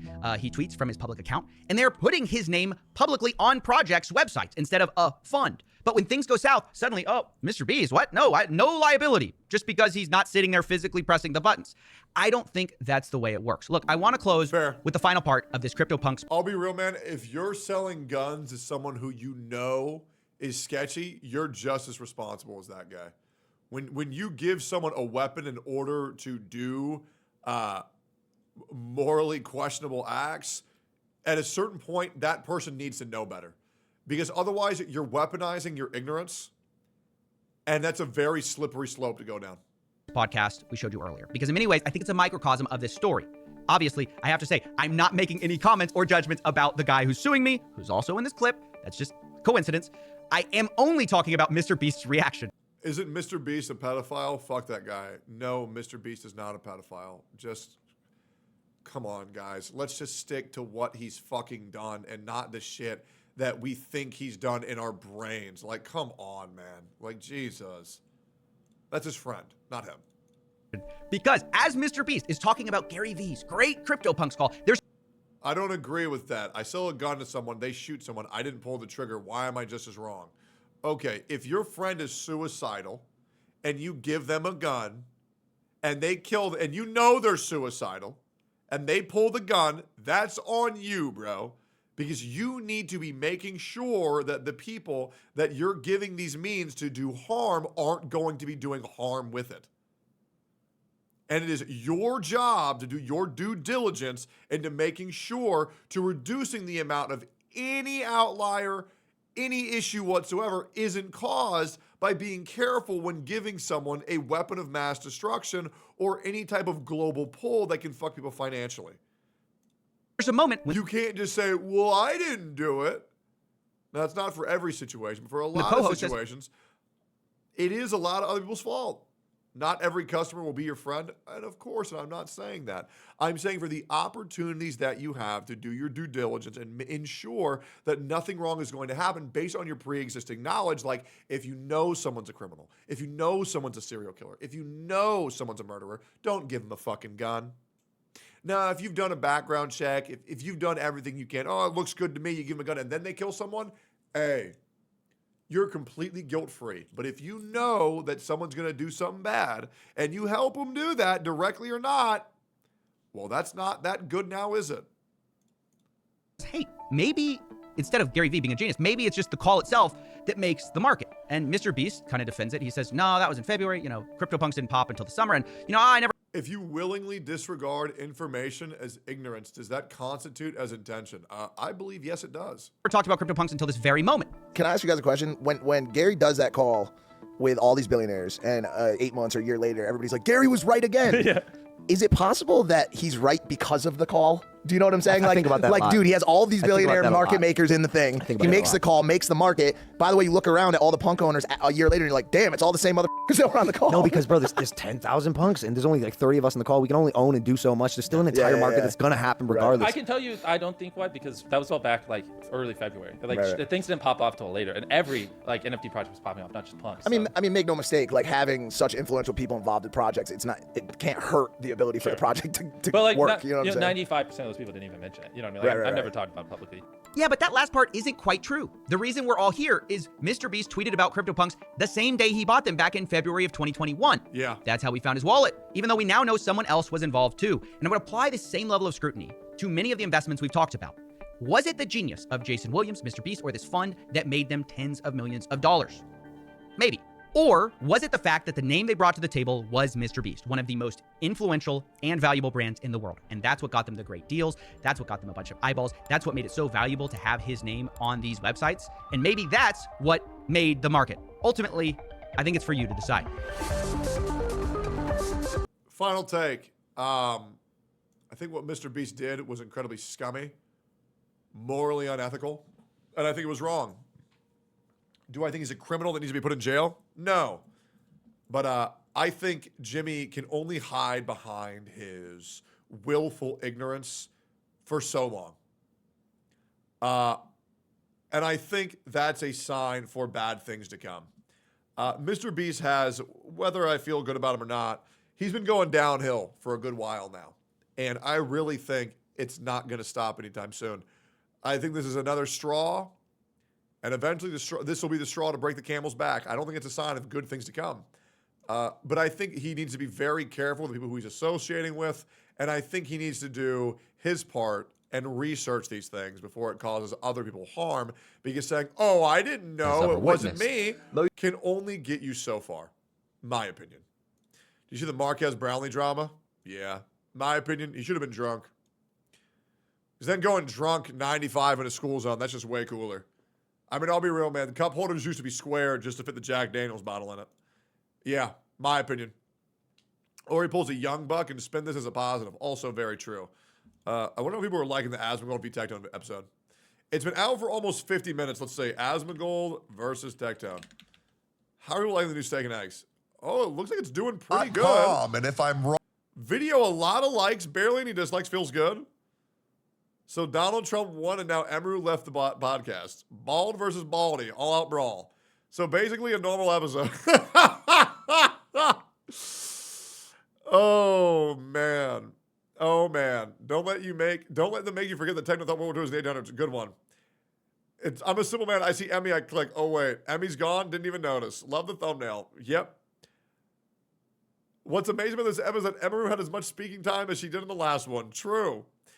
Asmon versus Tectone would be like Goku versus Vegeta. Tectone's louder, more ambition, and trains harder, but Asmon would come out on top because he gets stronger and more people attempt to beat him down. Steak and No Eggs podcast. I'm the fucking egg! Damn, man! Alright. Okay. Tectone got poop on his shoe. Stop. Stop. I need to try to take my. It's just dirt. It's legit just dirt. Tectone gripping his hard wood while maintaining eye contact with Asmon. Tectone checking his nails with a flat hand. He would have been kicked out of the American Dad Republican Convention. Love you, Tectone. Eat shit, Tectone. Thank you for being able to take a joke. Yeah, man. Yep. Dude, honestly, it looks like this video is doing pretty good. All right. It looks like the video's doing pretty good. The thumbnail was great. This was my idea for the thumbnail, by the way. Let me check something real quick. Let's see how the video's doing. How well is it doing? It's honestly doing pretty good. Yeah, the video's doing great. That makes me very happy. It's good to see that. Grats on the vid, Poopy Shoe Magoo. Yep, thanks, man. Good job. Yeah, it was very nerve-wracking. We honestly didn't want to do it, but also we had sponsor deadlines we needed to hit, and plus I was super down to just chill and just talk about dumb shit. Oh, God, what happened? What is this? The Game Awards is rigged from the start. 90% of the vote is from the voting jury. Guess who's on that jury? Pride site, a web mag that doesn't even focus on games and exists solely to push activism. I wonder why they're on the panel. Storytelling is an act of resistance. IGN, fans of everything is a 7, and Stellar Blade is killing women articles. NPR, famous of their neutral reporting and little to do nothing with video games. Kind of funny. Who's Andy Cortez targeted Smash JT, the same Andy who called gamers misled by grifters for criticizing DEI. Oh my God. PC Gamer, who just published BS ADL report about stream normalizing hate and extremism in gaming. None of this represents gamers or what gamers value. Most of these outlets have slandered games, gassed them, and pushed DEI in gaming. The Game Awards was really curious pick for their jury, and it has nothing to do with great games. Wukong and Stellar Blade will be snubbed. Dragon Age Veilguard will be lauded and propped up. It's all fake.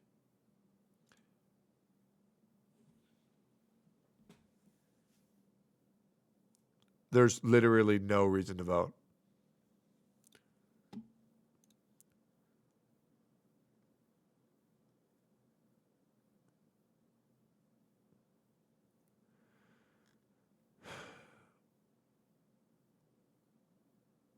There's just no reason to vote. That's insane. 99% sure Wukong won't win. Jesus, man. Veilguard 100% will win this. If Dragon Age Veilguard wins a single award, it will truly be the death of real games.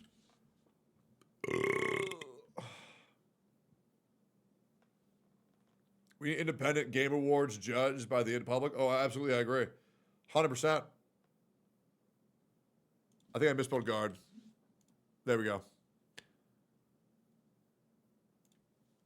That's a shame, man. Metaphor also has a decent job, IMO. Yeah, we'll see, man. You have a mass opportunity here to have OTK start their own game of the year, bro. Nah, I mean... So the problem is, even learning from Mad Mushroom, bro, like, everybody in OTK's view on video games is just so fucking different. But maybe that is what makes it good. I'll be real, you know? Like, there is definitely a lack of cohesion, that's for sure. Journalists have no credibility. Why are they 90% of the vote? They should be 30%. I'd be fine with 30% of, like, industry pros voting. But 90% is insane. I mean, that's just quite, that is psychotic. That is legit psychotic. Less than 30% true. OTK does have a Game Awards show, I thought. Do we? Yeah, maybe we do. Canute already talking shit? Yeah, who do you rank above me except those two?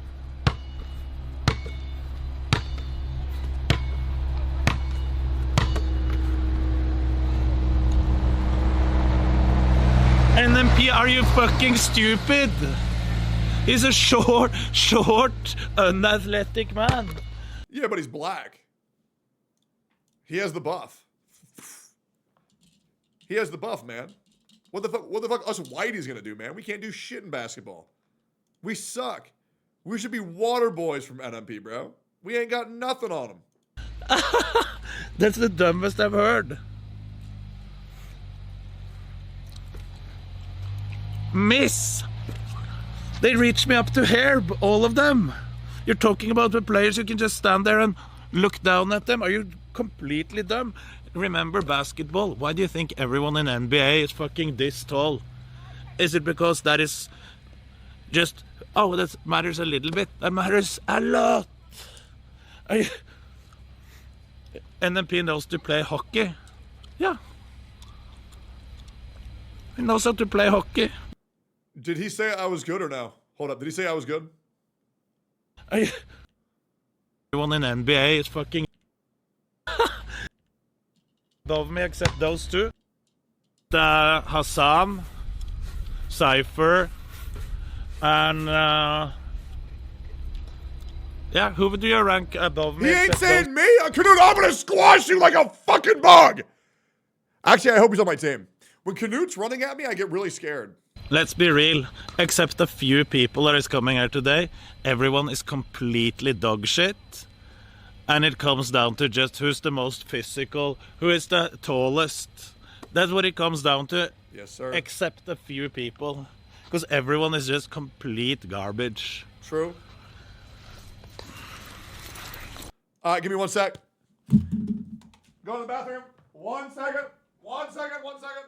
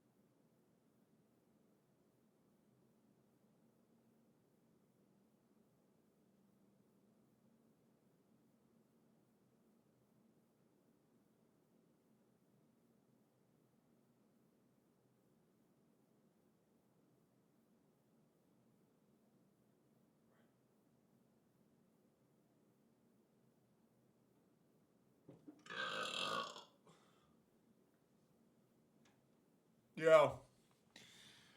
Oh, man. Jesus. Jesus. Yo. Sorry, I took a fat fucking shit, bro. Like a massive fucking shit. Were you gooning? No. Stock guy frustrated. Not getting ad revenue. Are people not getting? Why am I getting ad revenue? And other people aren't. Well, but I don't remember. New OTK tier list dropped.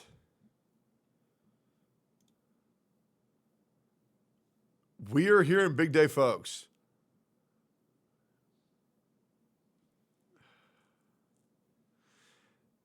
Giga Chad. Gladiator, most likely to injure someone. Most likely to get injured. Rhyme. We will get hate because they're here. Sleeper pick. Big forehead. Foreign exchange student. Only here for the views. Will score 0 points. Should be watching his kid instead.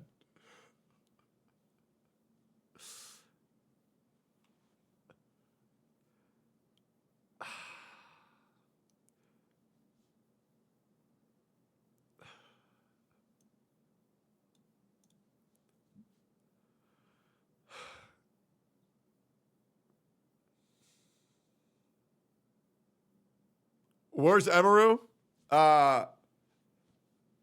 Yeah, someone makes her really uncomfortable who's playing game day today, so she won't show up. Unfortunately, that's why she's not here. Yeah, she said, unfortunately, this person's there, so they can't show up. Me. It's me. Yeah, unfortunately, I'm showing up, so unfortunately, she cannot play due to that. Why isn't she on today's podcast? Because Trump won. And she's a liberal, man. Yeah. Man, oh man. I really want to adjust this. I really want to adjust this, man. She heard you hit women? No. She didn't hear it. She saw it. Jesus Christ, why am I still in this org? Being put on the same level as Hassan is fucking insane. Oh my God, bro. That is straight up psychotic. I'm way worse. That is insane. That is insane. I'm put next to a literal terrorist. A literal terrorist, man. How is this even possible? How is that possible? So what terrorist groups you support, my guy? All of them. Yep. All of them, man. When's the game? I have to be there in about 20 minutes. I am the Osama bin Laden of gacha games. What a quote. What a fucking quote.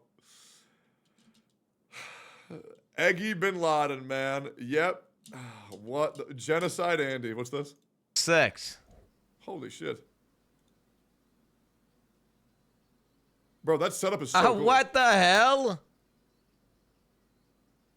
So you're getting, wait. Oh, bro, you're just getting no ad money at all. Why am I getting money and these other people aren't getting money? I don't understand. ERAB Showcase is 37%. What's that mean? All right, Darius said both you balding. I almost said niggas. Darius said. All right, Darius said both you balding. I almost said niggas. Darius said. Can he say that? Niggas. Darius said. We're both wearing hats.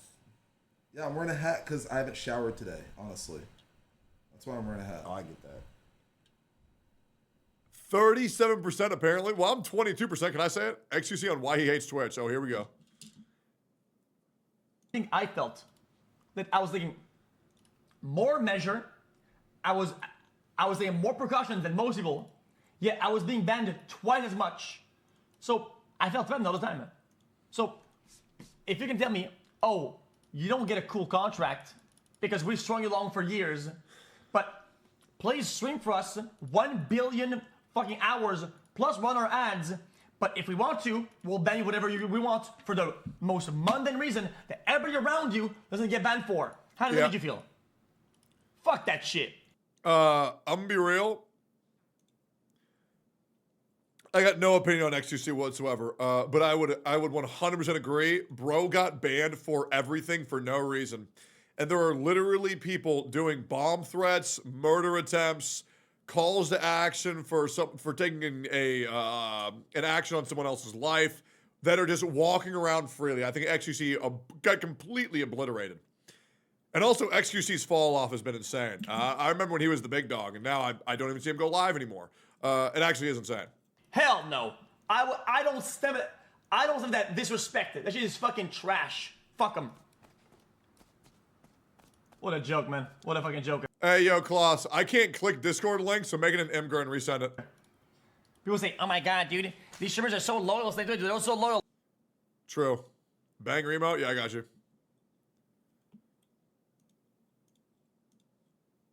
It's not good without the audio. Dan Saltman talks about deleting Twitch VODs instead of directly banning. And then this one was already hit before. He mistakenly brought it back afterwards. Okay. Now Twitch deleted it. And you know how you can tell the difference between like when Twitch deletes a VOD and when you as a user delete a VOD? All right, so Close. Do me a favor. Right? When there's something that serious, okay, you don't need to broadcast that to my Twitch stream. You don't. Okay? You truly don't. You have to understand that Plazukas is a mentally unwell human being. He is. He is a guy whose entire personality revolves in not liking me. That's it. That's his whole personality, right? He is a guy who is genuinely, Snarl, Colin, shut the fuck up, bro. Colin, you're so retarded. He's just mentally unwell. So just ban him from the Discord and don't bring attention to I don't want to be that guy to say it, but I mean, he's just a schizo chatter. That's all he is, man. He's a schizo chatter with a microphone. And yeah, it shouldn't be my job to tell you that. It should be very obvious, right? It should be very obvious. Okay, now let's talk about this.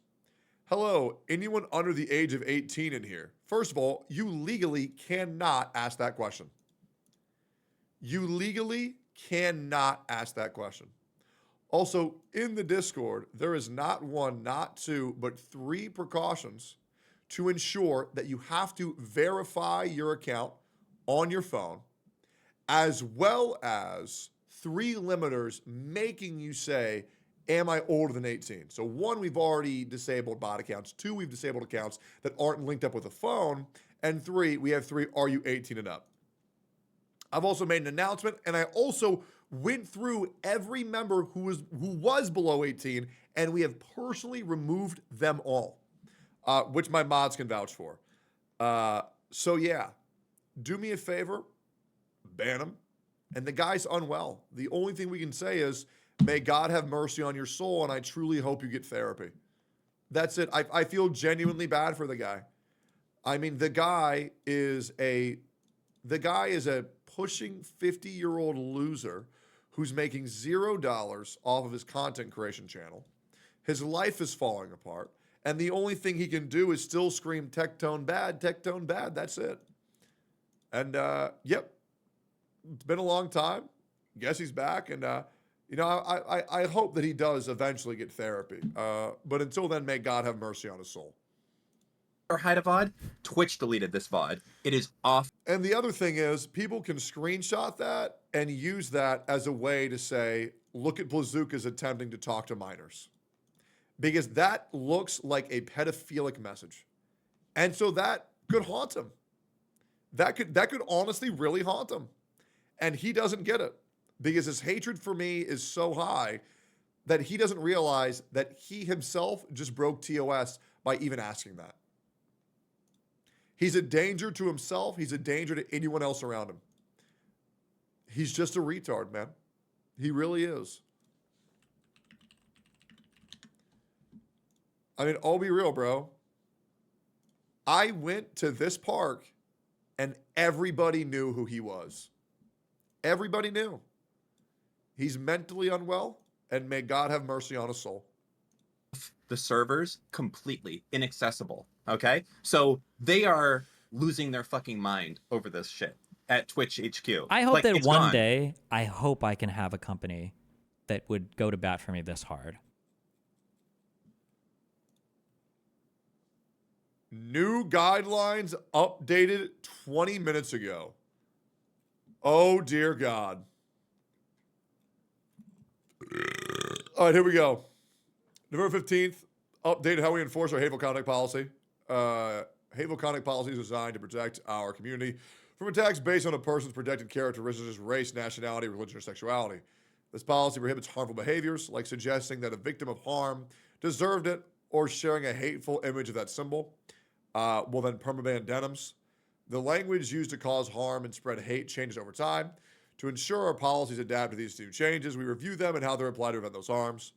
As part of our hateful conduct policy, we prohibit the use of terms that may or may not be harmful and abusive in isolation, but can be used as slur or denigrate in other forms in certain contexts. In line with that approach, starting today, using the term Zionist to attack or demean other individual groups of people on the basis of their background or religious beliefs is against our rules. Great call. We recognize that Zionist and Zionism also refer to a political movement. Using the term to refer to the political movement, whether in a supportive or critical way, does not violate our hateful conduct policy. Our goal isn't to stifle conversation about or criticism of an institution or ideology, but prevent coded hate directed to individuals or groups of people. We include examples of language written in our enforcement here. We want to make sure that our hateful conduct policy continues to be flexible and cover terms that may or may not be cause harm to others. Yeah, it makes sense. So essentially, Hassan has now lost 90% of his dialect when going live. Great. All right, what's this? When Elon decided to demonetize Destiny for reasons. He's going to say, you're not obligated to keep anybody monetized. Elon demonetized. I'm trying to remember what that was. Elon demonetizing Destiny. Oh, was that after he said that he was like happy, or he was like, he thought he was making jokes about the people that got killed at like the assassination thing? Oh, let me untime you out. Sorry. Yeah, it's basically doxing. Yeah, exactly. The Trump assassination take. Yeah. Elon clearly has a very hands-on approach to influencing Twitter, and it's hilarious to pretend that Twitter files hold a candle to it. Twitter files were about Hunter Biden's cock and nothing else. I think the Twitter files showed that Twitter was censoring and silencing things and deleting them based off of what the government told them to do. That's literally it's like, it's exactly the opposite of what happened. God, kill me. It's like literally. Dude, we need to get Destiny on steak and eggs. Yep. Yep. We need to get Destiny on steak and eggs. Hey, let's bridge it, man. Be a great episode, brother. Would be a great episode. Wait, was Fushi already banned? Great. Good, good, good. Yeah, doesn't matter. Hachu's new mommy. What the fuck? Who's this? I love how OTK knows you so well.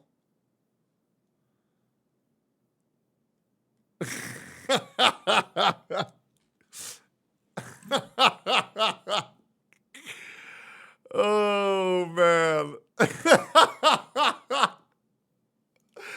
It's so good. It's so good, bro. On the same level as terrorist is insane.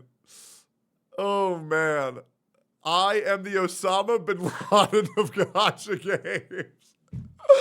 That's a crazy quote.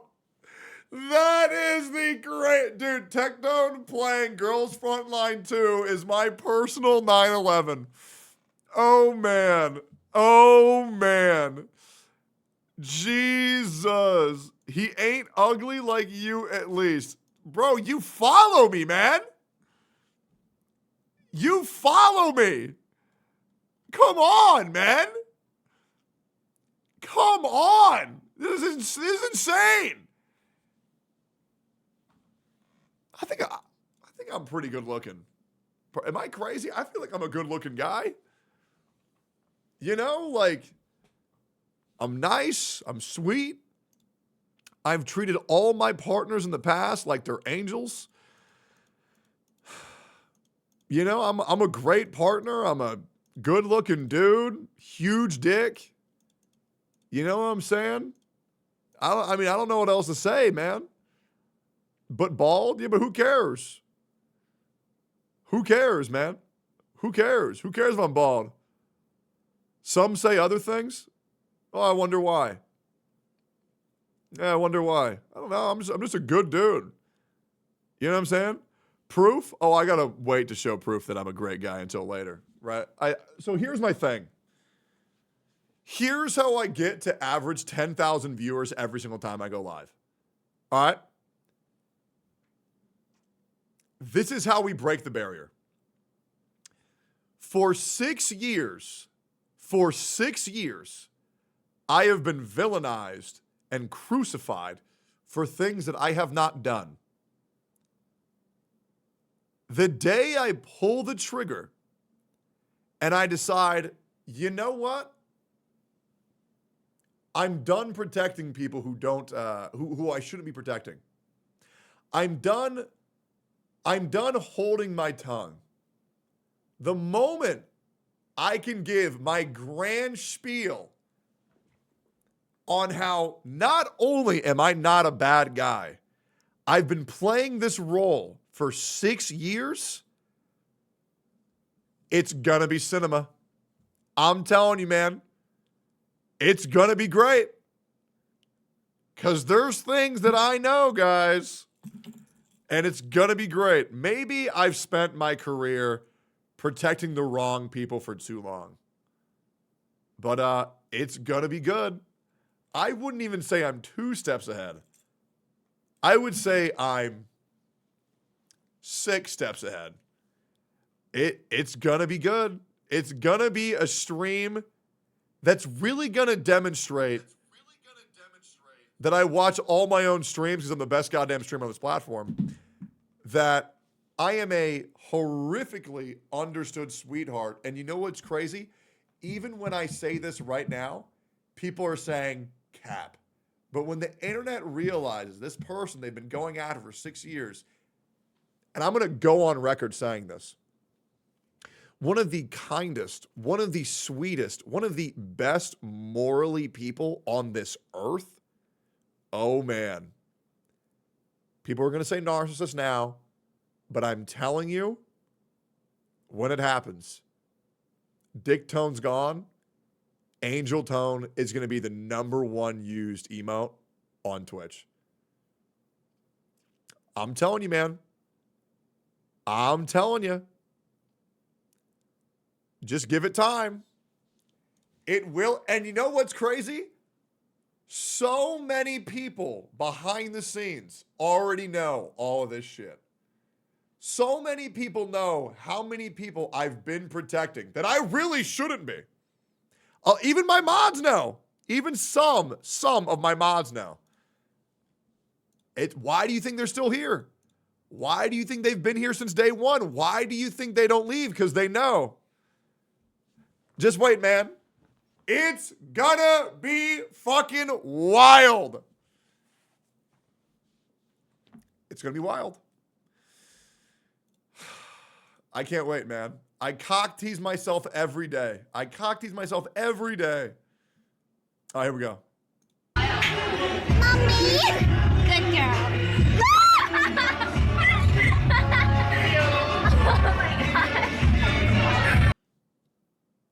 Jesus. That's so fucking cringe. Says streamers are paying $10,000 to $20,000 weekly for view bots. Is this, dude, I'll be real. Is this a shock to anybody? I mean, I'll be real, bro. Like, 60-70% of every top streamer on this platform is using view bots in some capacity. Is anybody shocked? No, not really. And here's the other thing. There's even people who view bot other streamers unknowingly because of their undying support for them. It's so cringe. It's so cringe. It's just illegitimate viewing, whether it's on Twitch or whether it's on Kick. So here's the thing. Here's the big difference. On Twitch, people are having to pay money to get view botted. On Kick, you get view bots for free. So it's really pick your poison. This is getting out of hand. What is this? Oh. Oh my god. No, wait. Did they send did Nick send a dick pic to him? I can't click this. I can't. Oh.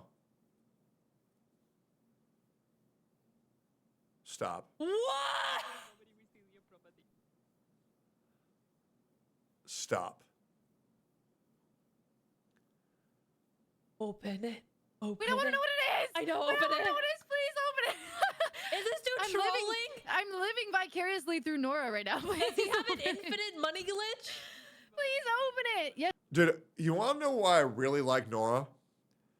Because she's just like a normal girl. You know what I'm saying? Just a normal girl. And so many people are like, oh, dude, Nick fumbled this girl. Nick fumbled that girl. Nick's going to fumble that one. Dude, I cannot tell you how nice it is to have someone that you like that is just normal. Just normal. Just down to earth. Have a normal life. Have a kid. Leave the career in the past and know that you're with someone who's not fucking nuts. It's nice. Nora isn't normal. Well, she's the most normal after all the girls that NMP's fucking. You know what I'm saying? Yes, he does. She's the most normal. Oh my god. Please open it. I want to know what it is. When I'm getting so excited for her. Oh, so sweet. No, show Nicholas. Pull him. Michelle, pull him, please. Please. No, if she doesn't open this right now, she hates me. Nora. People be glazing Nick, but he's lame as fuck. Okay, so let me address that take. Is Nick lame? Sure. He's old. He's a stick in the mud. He's not going to go to any party after 9 o'clock. But you know what Nick is? Nick is a real guy, and he's what you see is what you get, and you know if you talk to him, he's going to tell you the fucking truth. It's very nice. He's a great dude. He's always been good to me at every step of my career, at every step of our relationship. It's been very nice. He's just a good fucking guy.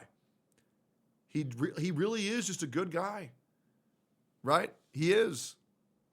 I like the guy quite a bit. You know what else I like doing? Being on time to my sporting events. So, boys, tomorrow, IRL TCG Card Shop Simulator at noon CST. Be there. 30 other streamers are going to be there. I'm running this with 3 of my homies. You're going to fucking love it.